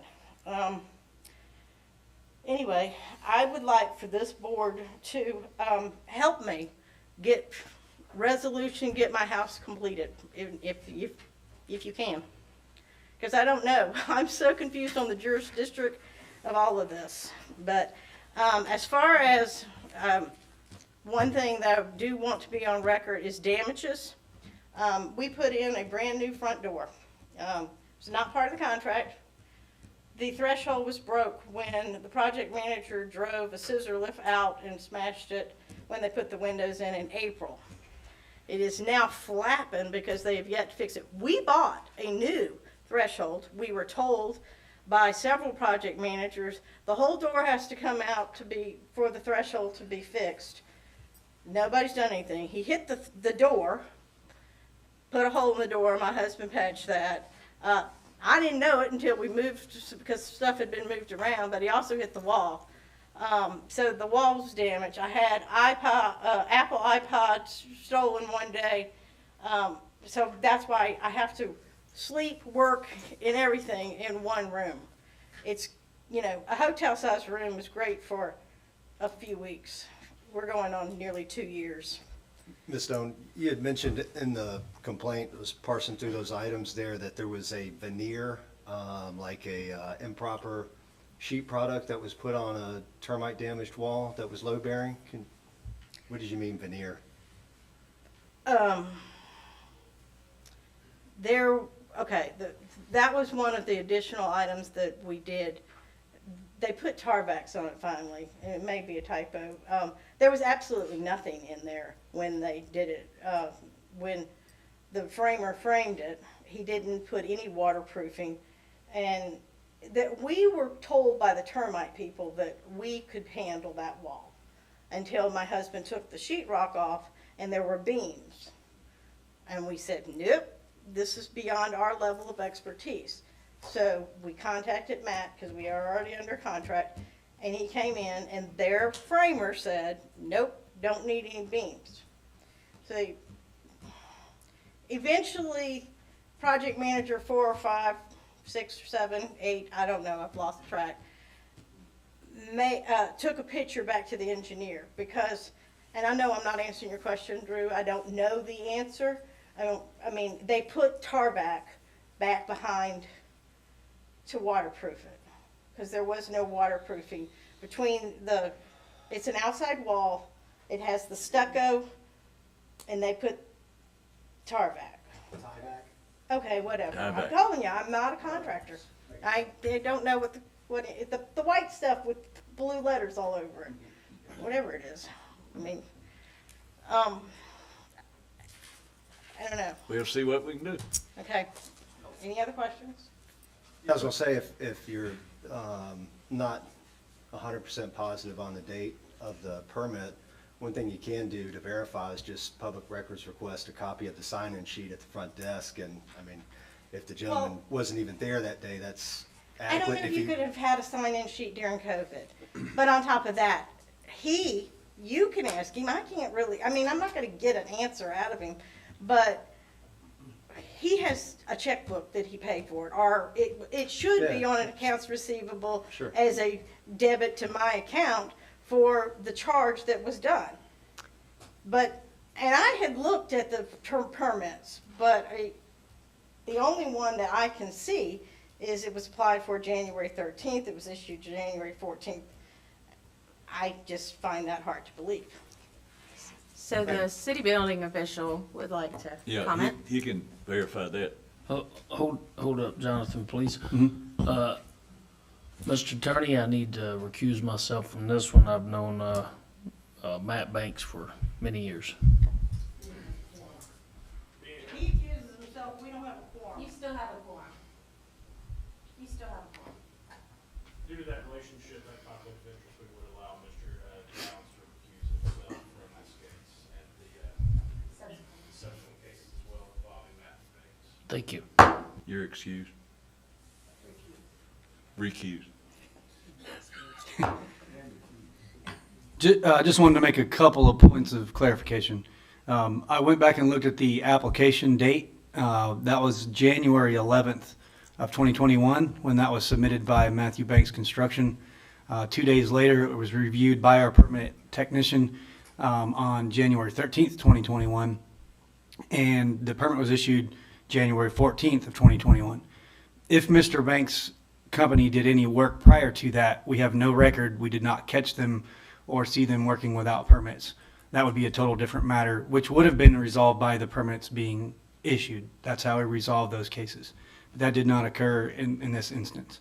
We did receive the notice of commencement on March of 2021, March 23rd, 2021. The notice of commencement was dated 9/22 of 2020 from the county clerk's office. Those notice commencements by law are good for 1 year, so it was still a valid notice commencement when we received it. It's not uncommon to see notice commencements filed with the clerk's office before a permit's issued, so there's no issues there. I can't testify to anything but what the record shows. Now, this permit has never stated that it has windows involved, and we have not done a window inspection at this point. So the permit information that is given to us by Banks Construction was for, and I quote, repair damaged living room wall from water, termite, new insulation and wall. And we have had plumbing, electrical, and mechanical associated with this, but that was the scope of work they gave us at the time of permitting. For one room? Just what I read to you. So, but was it the permit for the whole house or just one? It says repair damaged living room wall from water, termite, new insulation and wall. So it sounds We like do- just one room. We do get requests from time to time to modify an existing permit, and we do that as long as it's within that scope of permit. When those requests comes in, we typically update the project description. I don't see that in this case, where that description was updated at any point. And no windows. So far, we haven't had anything from the contractor stating that they've put in windows or we've requested a window inspection. We have done rough-ins, we've done framing inspection, insulation inspection, but not the windows at this point. Okay. So that's, just wanted to clarify the record on that. Okay. Mr. Banks?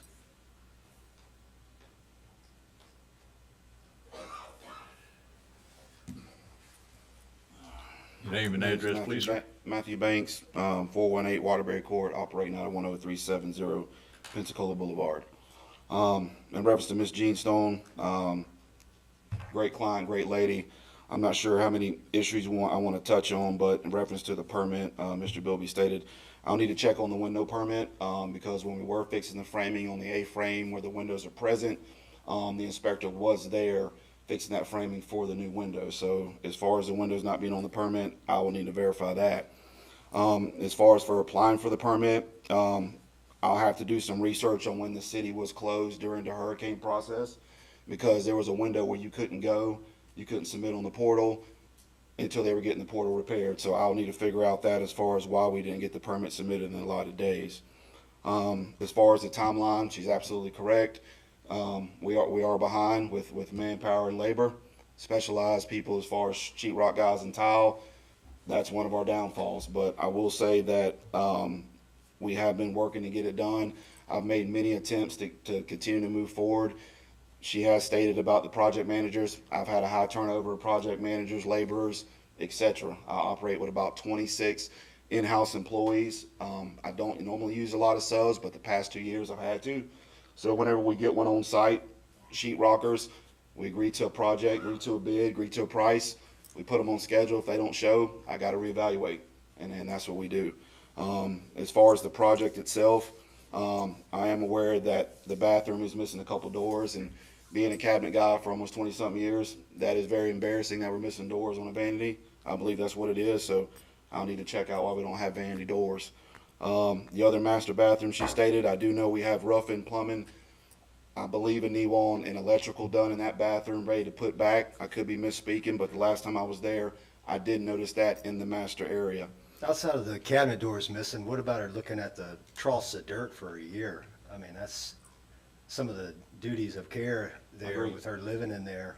Dust control, and I think there was a item in there about exposed attic space and live wires dangling. I observed on and like some of the kitchen photos, there was some dimmers and like live boxes just hanging out like for a long time. Correct, yeah, we did have, like I said, demo going on, and there was phases where we didn't have the job site etiquette that, you know, that we're supposed to have. And I'm not discrediting that. Like I said, the project managers, I think we have 6 now as a totality, but all the clients here complaints. I have rebuilt the company where that runs through me now, whether that's here nor there, but the overturn of people on the site has affected the jobs. But we have continued to. Wouldn't it be better just to take less of them? Oh, I agree. And just try to scale down, because, I mean, I looked at your application for initial licensure, and it's, you know, it's like a heartfelt message to the board about how it would help your family, and you know, it's such a blessing to you and everything else, and it just seems within like a 2 or 3 year period, it's like I got 20 of this and 30 of that, and I really don't know, but I'm gonna take a look at it while, you know, the lady's sitting there looking at a pile of dirt. I mean, it's just, I hear what you're saying, but. Right. Yeah, I do have a family, 4 boys actually, and I appreciate you mentioning that. But as far as before anybody does sign up,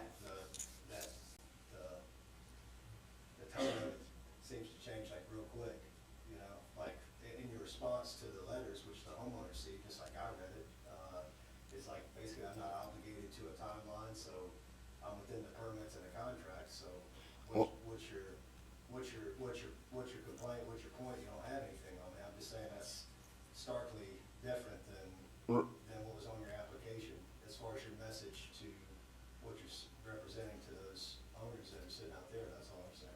no, I understand that, and you can interpret that text or email, everybody can interpret it different ways, but as far as me stating that, Well, that's what I'm asking. giving, you know, a timeline of 2 months and not meeting that does me no good. So, yeah, if I could plan the job out to a T and give her an end date of X amount, but if that don't come to fruition, then I'm a liar. So I state that in ways of, we're going to keep moving, we're going to keep the communication there, which we have this whole time. We're going to make sure that you're up to date on what we're doing, and we're going to do our best to move forward. If I give you a date of X amount and I don't meet that date, then now I'm a liar at this time, you know. And I'm just, like I said, but moving past that, she is correct. The job is, you know, taking longer. As far as accounts receivable, my team is getting those information to her. The one I'm aware of, I just received in February. The one she's stating before, it was sent to the project manager. I believe he handled that. But ultimately it's on me. But the one she did recently ask for, I can get her that. She said she's never gotten one. Right, I'm saying the request for it. Sufficient. Right, the request for it. But I can ultimately get her that I can get her that within the next 48 hours. That's not a problem. I can make that happen. Stan, I don't have a lot of excuses or reasoning behind it. The fact is we're behind and we're working on the job. When do you plan to get the permit modified to include the windows? As soon as I leave here, I'm gonna check on that because that is news to me as of Yeah, and the 4 bathrooms. as of right now. Yeah, because you've got a bathroom you're replacing. There's 3 bathrooms. Okay, so you have to have a plumbing permit. We have one on the master through. Does he have plumbing? Nelson Plumbing Okay. with Jeff Perot Plumbing. We have an active electrical contractor and an active plumbing contractor on Good. this project. There's no framework. But that's or good. Structural work on it. Okay. Any questions? The walls didn't change in that bathroom? Just a pony wall, not structural. Yes, Chairman, regarding probable cause, I do believe there is probable cause today to move forward regarding section 18-37C11.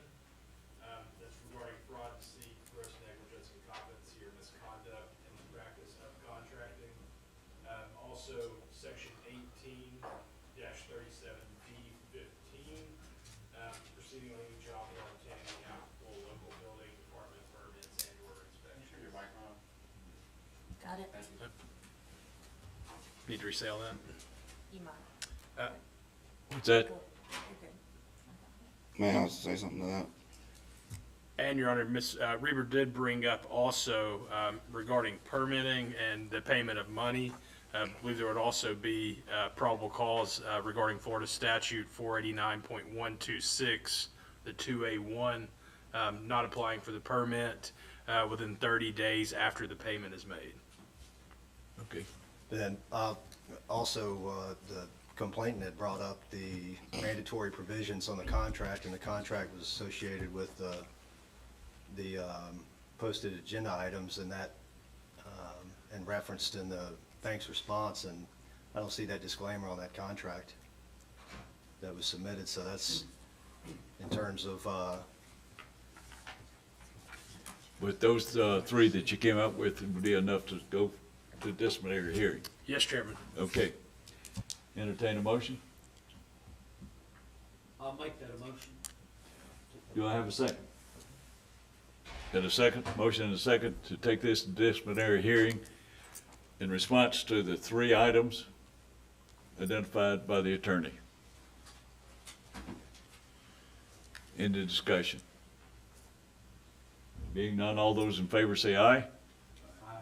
Opposed, like sign. Being none, the motion's approved. It will go to disciplinary hearing. Can I make a point of clarification Yes. for the record? City was only closed for 3 days post Sally. We opened our doors back up September 21st after we completed damage assessment. There was a time frame where the city was closed to the general public for COVID, but we still had online permitting. So just wanted to set that record straight. That's good. Moving on. Why don't we, I'm gonna move his up so he doesn't have to sit around for two more.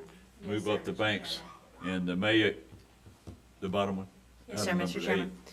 So, since we're restructuring, we're gonna go ahead and have Matthew Banks doing business as Banks Construction LLC, state registered license number RR 2828-12001, Contractor Competency Board complaint number 220216COM. It's in regards to Pamela May, homeowner complainant at 1214 East Yonge Street, city limits of Pensacola, Florida. If you are a party to this and have not already been sworn in and you're going to provide testimony, if you could please stand and be sworn in. Do you solemnly swear the testimony you're about to give will be the truth, the whole truth, and nothing but the truth? Thank you. I'm going to turn it over to Melissa. This complaint is, this complaint, as she said, was in the city.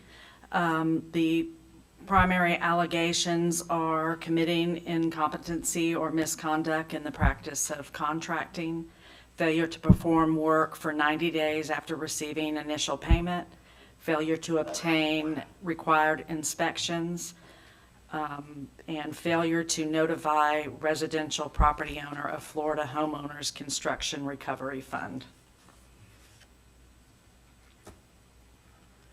Okay, very good. Ms. Ms. May May? is present. Are you here?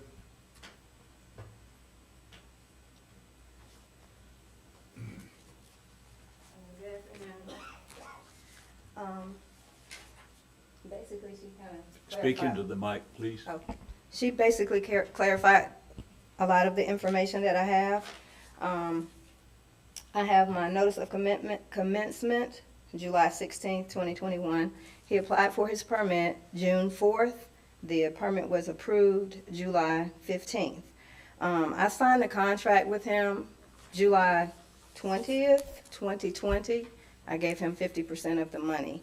And he didn't begin work until probably like August. I think it was July is when he started doing the work. I had to hold off on my roofing because I had a trust issue. So my trust issue that I have is on the contract. I don't know if you have it. It says demo trusses and frame new trusses. Well, he didn't do new trusses. He did a truss repair. Mike Smith was the inspector that came out, and he said that it was a good repair, but he said that it was not a new truss. But on my contract, it says new trusses. And then the cost of flooring went up, so I had to contact my insurance company, and I had to get approved for additional money because he said that the cost of lumber had gone up, and so we got approved for that. I went to the flooring company and I paid my money, $250 as a deposit to hold the flooring, and I didn't get reimbursed for that. Let me see what else I have here. So I was living in a hotel because my insurance company was paying for my accommodations, and I had to move everything because all of my floors had to be replaced because water got under the floors. I stayed in the hotel until July, and then I had to move in with my mother, and then the insurance says you've maxed out, no more money, and so everything's been coming out of my pocket since then.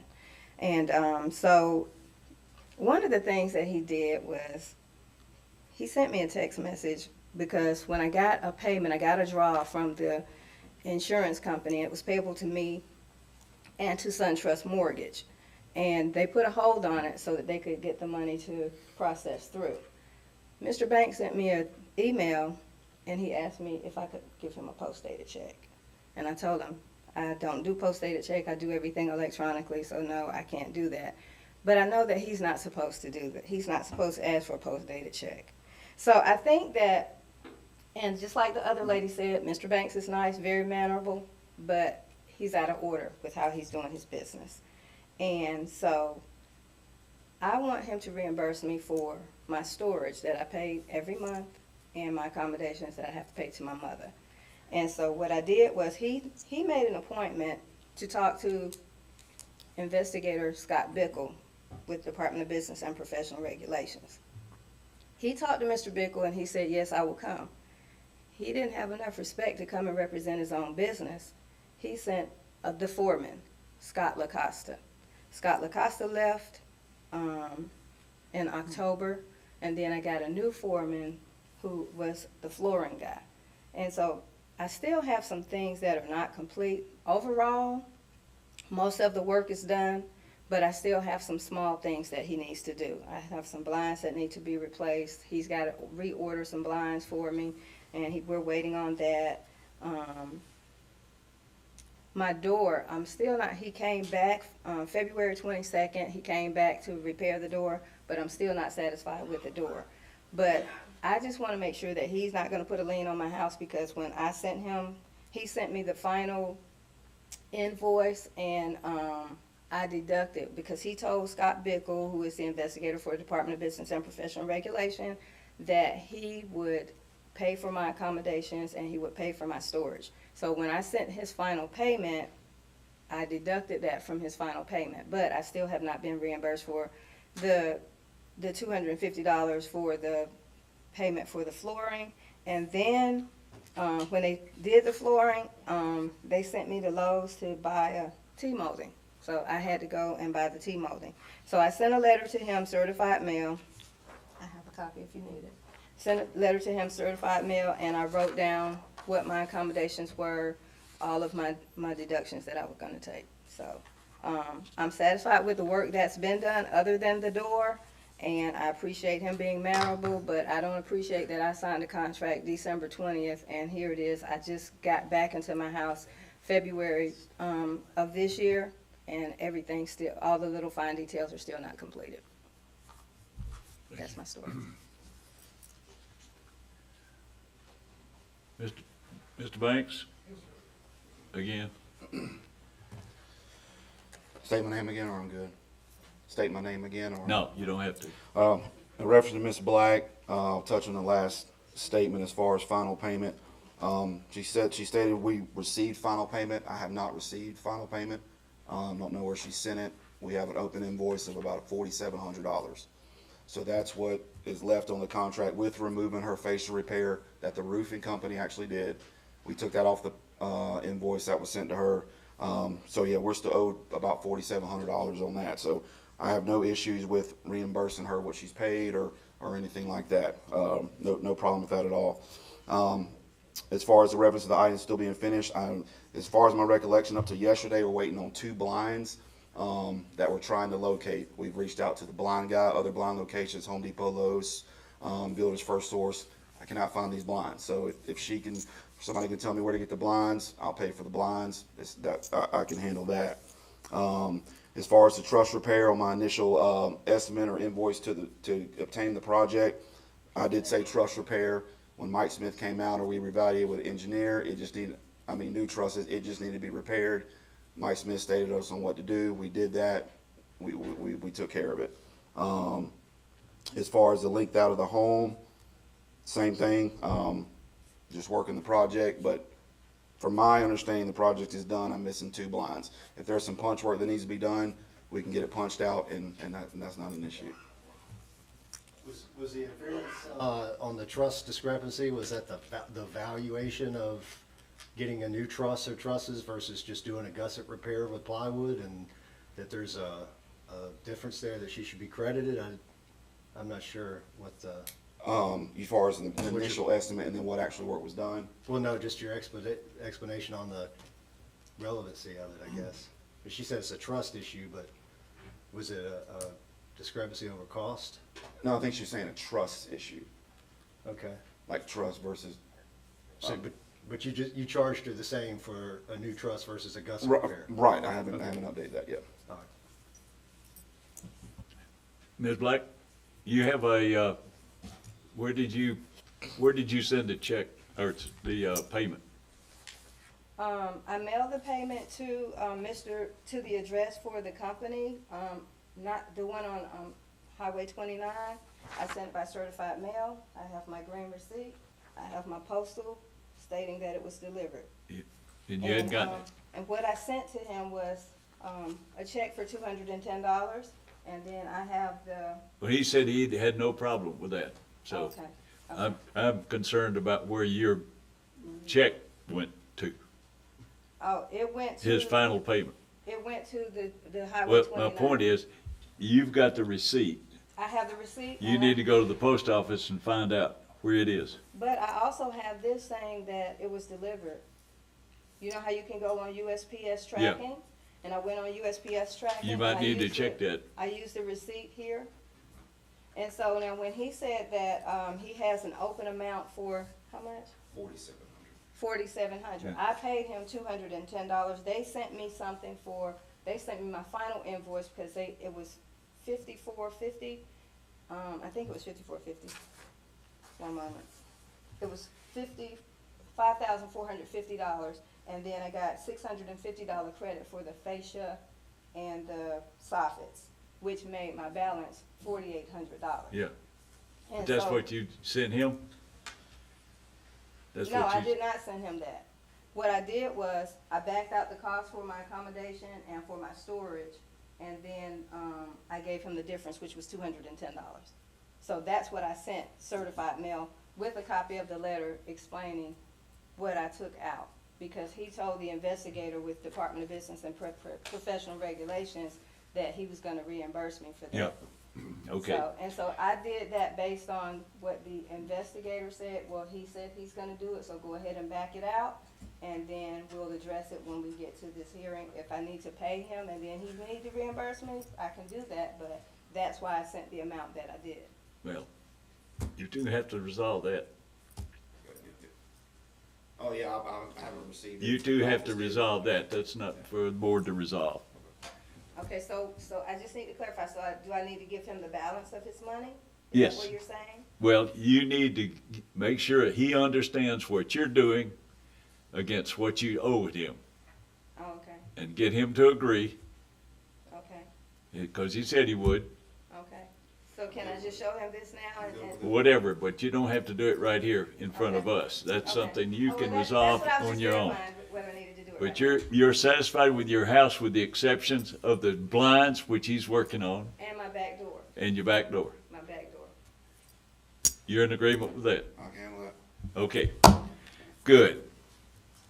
Do we need to like maybe we could reset this and? Huh? But I do have one other issue that if on the contract it says new trusses. Well, And Mike Smith came and said, this is not new trusses, this is a repair, it's a good repair. He said, it's good, it's gonna last, the work is good.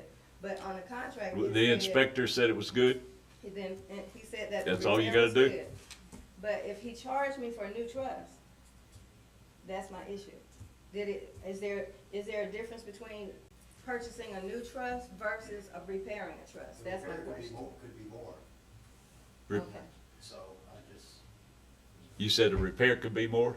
Yes, but my point is, you may not complain too much about new versus repair, because the repair could have been more and he could have charged you more. Right, okay, So, okay, take it for what it is. okay, all right.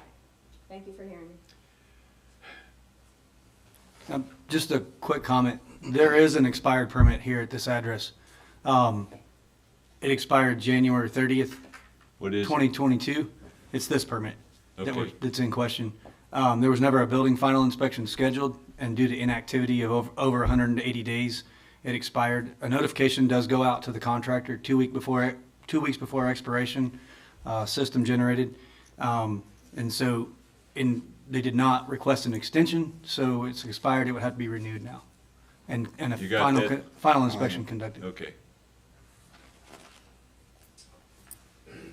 Regarding probable cause, in this instance, I believe that would have regarding that inspection, section 18-37D15B, failure to obtain an inspection.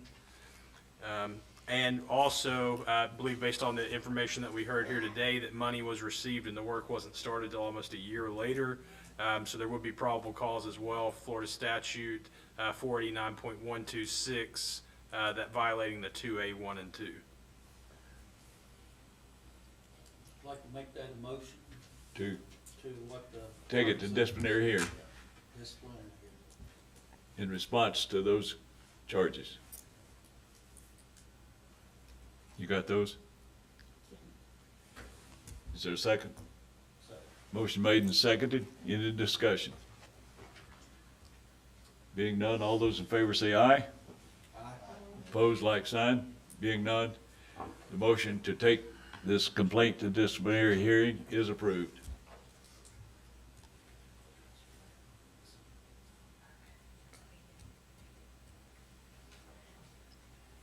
Okay? Now Yes. then, I think you're through. Thank you, Jonathan. The city is out of here. Thanks for pushing us ahead. Our next item is Matthew S. Banks doing business as Banks Construction LLC, state registered license number RR 2828-12001, Contractor Competency Board complaint number 220214 COM. It's in regards to Michelle L. Hamilton, homeowner complainant at 1241 East Kingsfield Road in Cantonment, Florida. If you are a party to this case and have not already been sworn in, if you could please stand and be sworn in. There she is. Do you solemnly swear the testimony you're about to give will be the truth, the whole truth, and nothing but the truth? I'm going to turn it over to Melissa. Okay.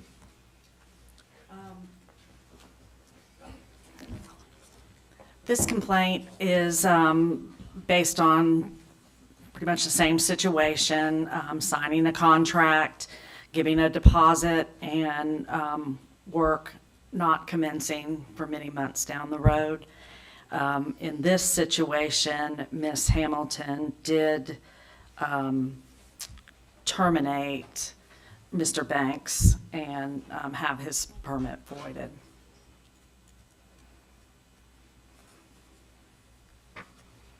That's the status right now? Yes. The permit's been terminated? Yes. Okay. Ms. Hamilton?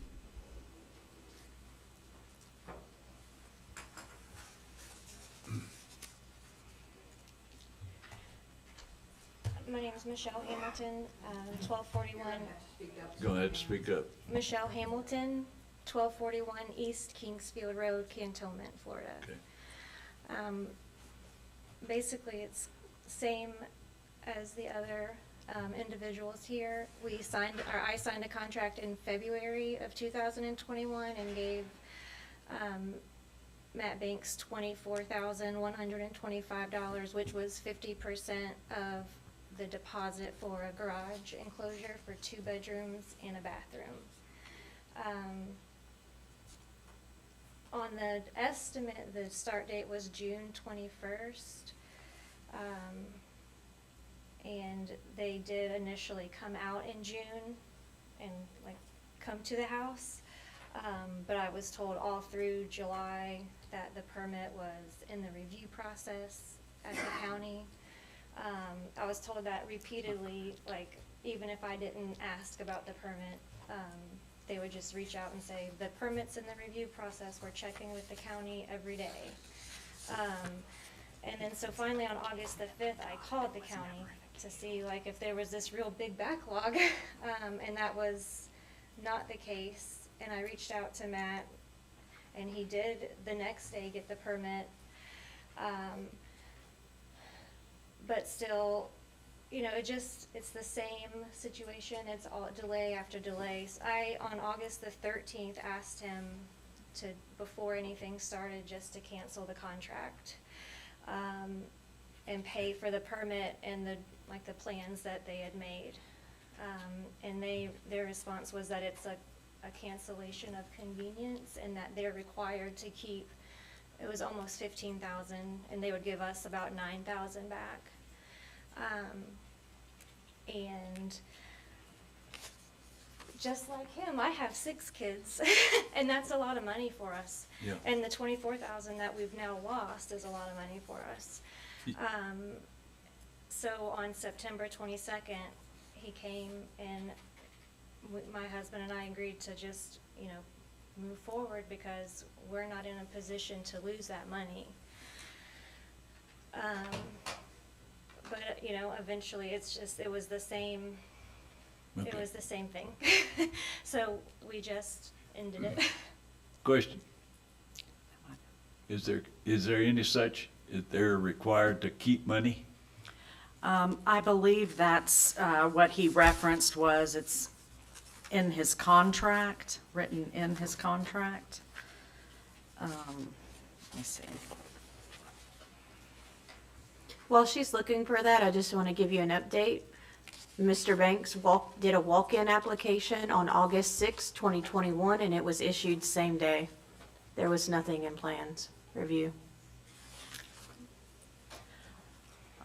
I will tell you the exact statement that he quoted.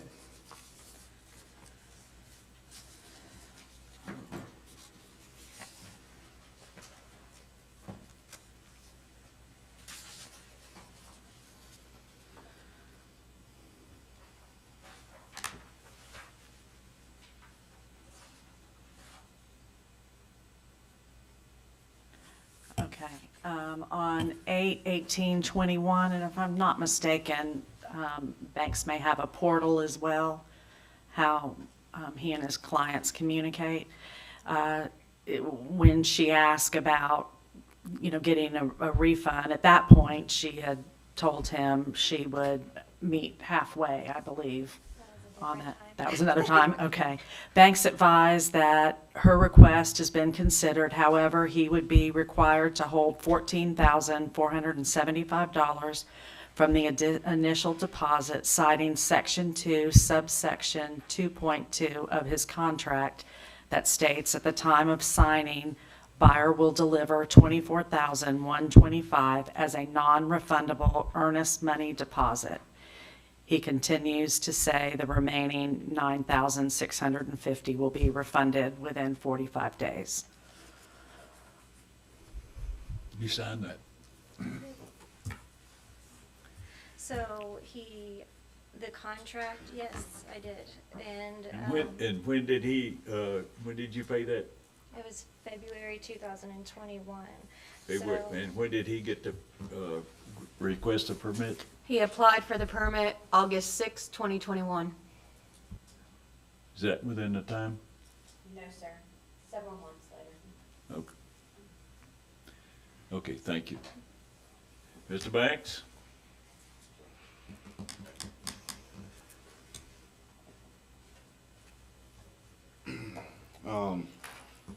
This project here, this is actually our second project with Ms. Hamilton. We did a countertop and stove modification before.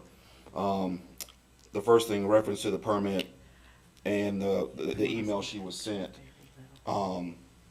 it's on me as Bates Instruction, but that was sent by a former employee that's no longer here and I was made aware of that, but that was not sent by me, and I apologize for that. Whenever I was notified that we did not have the permit per her email, when I was told it was being taken care of, I personally came and got the permit.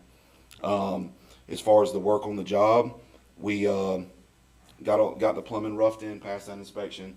Got the 2 garage doors tore out, framed up, house wrapped, ready to put vinyl on. And then we dropped the framing package to frame the subfloor to go back up with rooms, and then she canceled.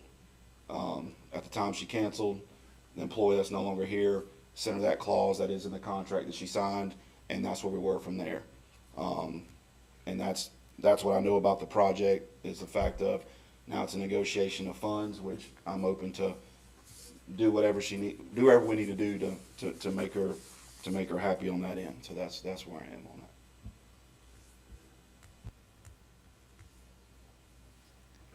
Regarding probable cause, Chairman, I believe only issue here would be that Florida Statute 49.126, receiving that money and then not applying for permits. Within the specified time. Yes, Chair. Yep. Yes. I'm sorry, You're gonna have to. So I just wanted to add, we originally asked for the money back in August before we got to any of this, any construction began, but then in December, we asked for half of our deposit back. Just because once they did start, it was just delay after delay. And it was the same, like I said, we have 6 kids and this was for their bedrooms. And so it's just, we couldn't continue anymore. Okay. And I didn't want this to happen. I didn't want to do this, and I think he knows that. Because I don't want to take away someone's livelihood. He has a family. Yeah. And I just think that it's important to know that a lot of people that aren't in this room are in the same situation. Yeah. Okay. And Did you make the request for the refund in writing? I did. Certified letter. Okay. Okay, thank you.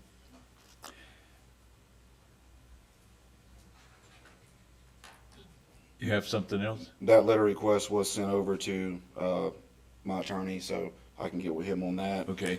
As far as the delays, like I said, I submitted all the communication. We Yeah. constantly communicated with the client as well, so that's all I have. Okay, you want restate the paragraph? Regarding probable cause, it would be the Florida Statute 49.126, 2A1 and 2. That's not starting after you receive the money.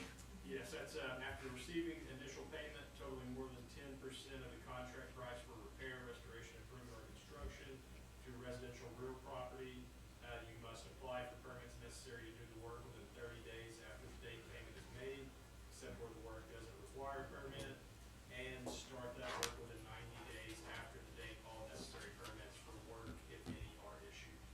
Good. Make a motion to go disciplinary hearing based on attorney's recommendation.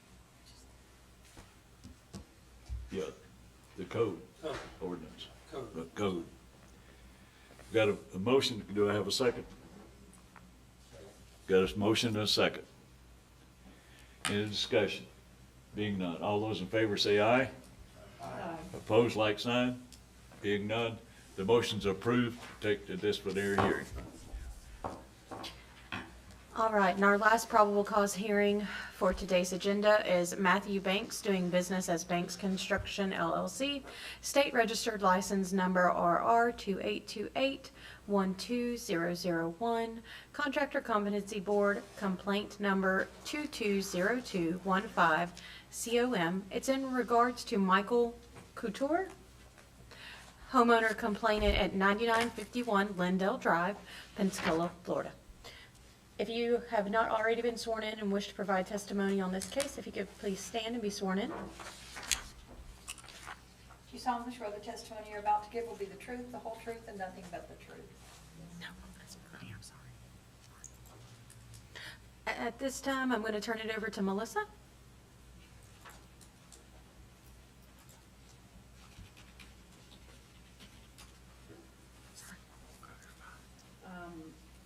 This situation is doing that. The contract was signed on 12/23/2020 with an expected start date of April 1, 2021. There have been multiple delays. 2 payments have been made. The original payment of the 50% down was made on 12/24/20. Permit was not issued until 9/14/21. The permit was obtained for hurricane damage, repair to new trusses, windows in the garage, and a new shingle roof. I said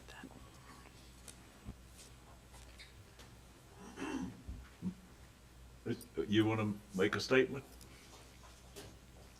My name is Regina Couture. My address is 9951 Lindale Drive. I'm just going to echo what has been said by the other people. Matt seems like a decent guy. He's very respectful when you talk to him, but he's taking entirely too long to complete this project. I hired a contractor so I wouldn't have to keep following up with everybody, and I should have just done that myself to start with. I needed too many different people to do this. To date, since we filed this complaint, he has completed our roof. Roof is great. The guys did a great job. We still need brickwork on the side of the house. We still need sheetrock work, and we still need everything painted to match the rest of the house. Same thing as everybody else said. I think we're on our 6th project manager. I was primarily dealing with everybody at first, and then at one point, my husband asked if, he said, let me do it. So the 2 project managers ago, he let them know if this isn't done or close to done within 30 days, we're going to have to take some sort of action. Of course, it wasn't done. They've done more work, I think, since we filed for this hearing than they've done since we initially signed with them back in December of 2020. Yeah. All along, we've just said, we just want the work done. Yeah. Understand. Anything else? Okay.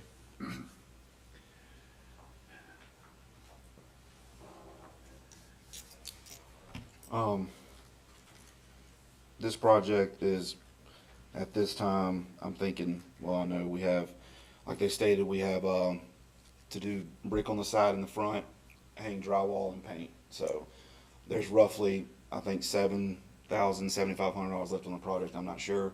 I have to check on the brick, but it has started to move a lot quicker since I was made aware of it. And like I said, just as a whole, from everybody today, including them, once it usually hits my plate, it's at this point, and so I've got to get more involved in what's going on before it gets to this point, and that's really all I have to say about that. I would say I see a pattern.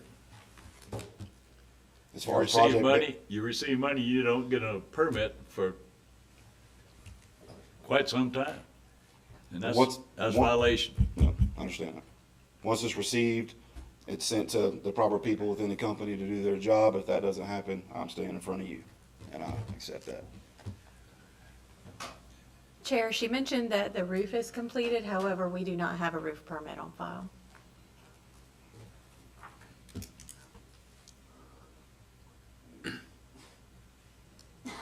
You don't have a permit? We do have But you don't have an documentation of an inspection? alteration permit. No Yeah. roof permit has been pulled. I noticed that the alteration permit is scheduled for inspection for today with one of our inspectors. But there has not been a roof permit pulled. The roof was done by Pensacola Roofing, so I'll follow up with them today. Okay. And Chairman, regarding probable cause, believe would meet the criteria for, again, the Florida Statute 489.126, the 2A 1 and 2.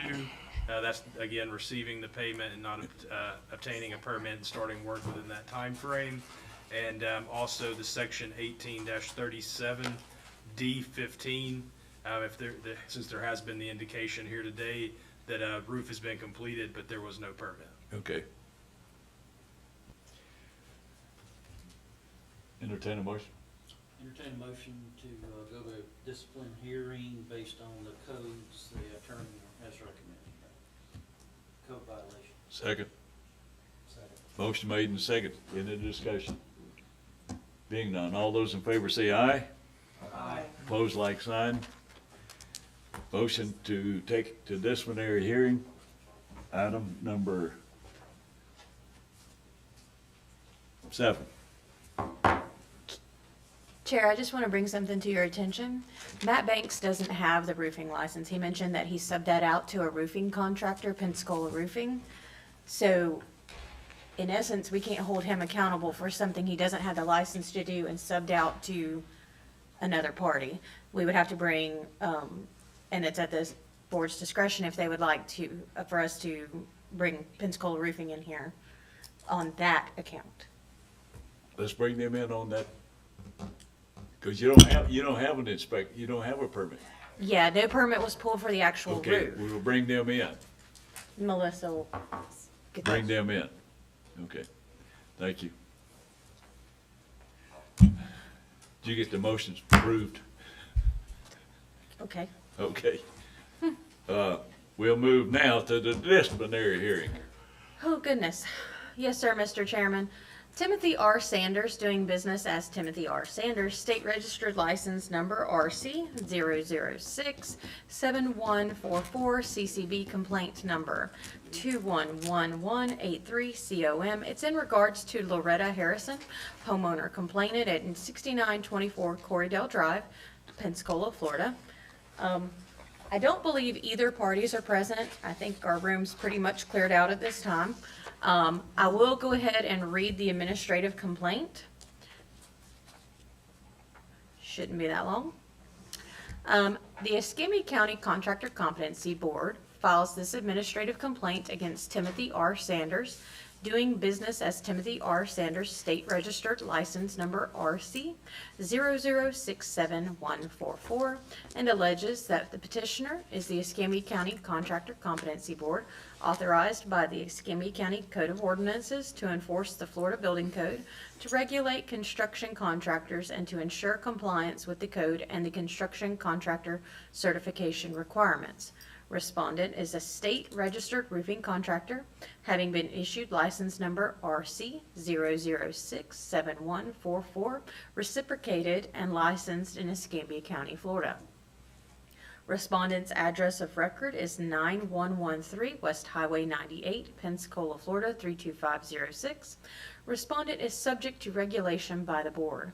Loretta Harrison hired the respondent to re-roof her residence located at 6924 Corriedale Drive, Pensacola, Florida 32506 for $10,000 on November 5th, 2020. Respondent pulled the permit for the re-roof project on December 11th, 2020, and work commenced. Respondent completed the re-roof project in December 2020. Homeowner's insurance provider requested proof of permit and inspection for permit for homeowner's insurance policy. Homeowner contacted Escambia County Building Services to obtain proof of permit and inspection to provide to the insurance provider. Homeowner was informed by Escambia County Building Services staff that no inspection had been performed and the permit had expired. Homeowner filed a complaint against the respondent with the board. Notice of probable cause hearing was sent to the respondent at his address of record via certified mail with return receipt requested. Respondent was not in attendance at the probable cause hearing. At the probable cause hearing, the board heard testimony from the Building Services Department staff and the homeowner. The board also considered documentary evidence pertinent to the issues. The testimony and evidence showed that the homeowner hired the respondent to re-roof her residence. The homeowner had paid the respondent in full. The respondent completed the re-roof project. The homeowner was informed in October 2021 that the respondent did not obtain a final inspection and that the permit had subsequently expired. The respondent, after being contacted by Escambia County Building Services investigator, had permit reinstated in November of 2021. Homeowner completed and recorded a new notice of commencement to expedite the inspection process. The respondent has not provided the required roofing affidavit or obtained final inspection for the roofing project, and the respondent's state-registered Escambia County license has expired for failure to renew. The board determined that there was probable cause to believe that respondent violated Code Section 1837 D15B. Code Section 1837 D15B provides that a code violation results from failure to obtain inspection. The penalty guidelines for violating Code Section 1837 D15B are as follows. First violation, $250. Repeat violation, $500 to $2,500 fine, and suspension or revocation. Respondent violated Code Section 1837 D15B by failing to obtain a final inspection on the re-roof project. That's it for us, and there are no parties present. We still find them. Oh, yes, sir. You can. Is this his first violation? Yes, sir. We have not had another case against Mr. Sanders. Okay, well, that makes it simple. Entertain a motion to find him guilty and a violation, penalty of $250 for his first violation. Second. Motion made and seconded. Who made the motion? Wouldn't Who made you? the He made the motion. Thank you. I'll second. He seconded. So violation, failure to inspect, penalty $250 for first violation.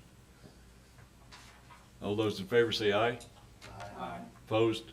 None? Motion's approved. At this time, staff would request to be reimbursed for administrative costs related to sending notices. Okay. I don't have the exact figure because I don't have that one back, but we request that the Entertain a staff be motion to reimbursed. reimburse the county building official for administrative expenses related to this violation. I'll second. Motion made and seconded. Any discussion? And we also need a, go ahead. Go ahead. Take a deep breath. Yeah. Go ahead. Yes. All those in favor say aye. Aye. Opposed? Being none, motion's approved to reimburse the building official for administrative expenses Yes, sir. related to this violation. And you need a recommendation for the CILB for this hearing. That will be sent to the Add state. that in. So you may choose from no further action, suspension, revocation, or restriction Well, of his his license registration. is, he hasn't renewed, has So he? you also have to report to the state your findings, and you would also give them a recommendation on what they should do. Remember, he reciprocated his license to us, so he holds a license in other Okay. jurisdictions. If I Does that can- take a motion? If you don't mind if I just add, he is from Brevard County, and I've been in contact with the licensing investigator there, who is very familiar with him just from him coming in. And she tried to get him to call me, but he said he wasn't coming back to Pensacola. Okay, well, He's anyway. different venture. Does that require a motion? from Yes, the sir. board? You have to have a motion on what you would like to recommend to the CILB.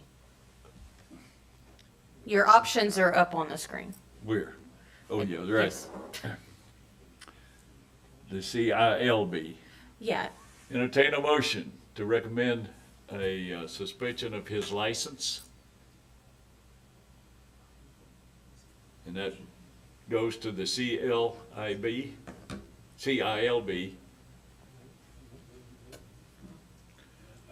Is that enough? That's enough. I think It's Drew made a recommend- motion. It's a recommendation to suspend this license. Yes. And you made the motion? And you make a second. Motion made and seconded? Second. Mike. Y'all are gonna have to speak up when you make a point. motion and when you second. I can't Anyway. see in the back of my head. Hey, I told them they needed to raise their hand. Please, well, raise your hand, but. okay, we have the motion made and seconded. Any discussion?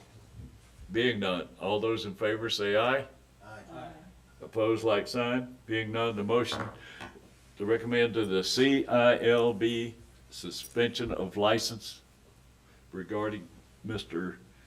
Saunders is approved.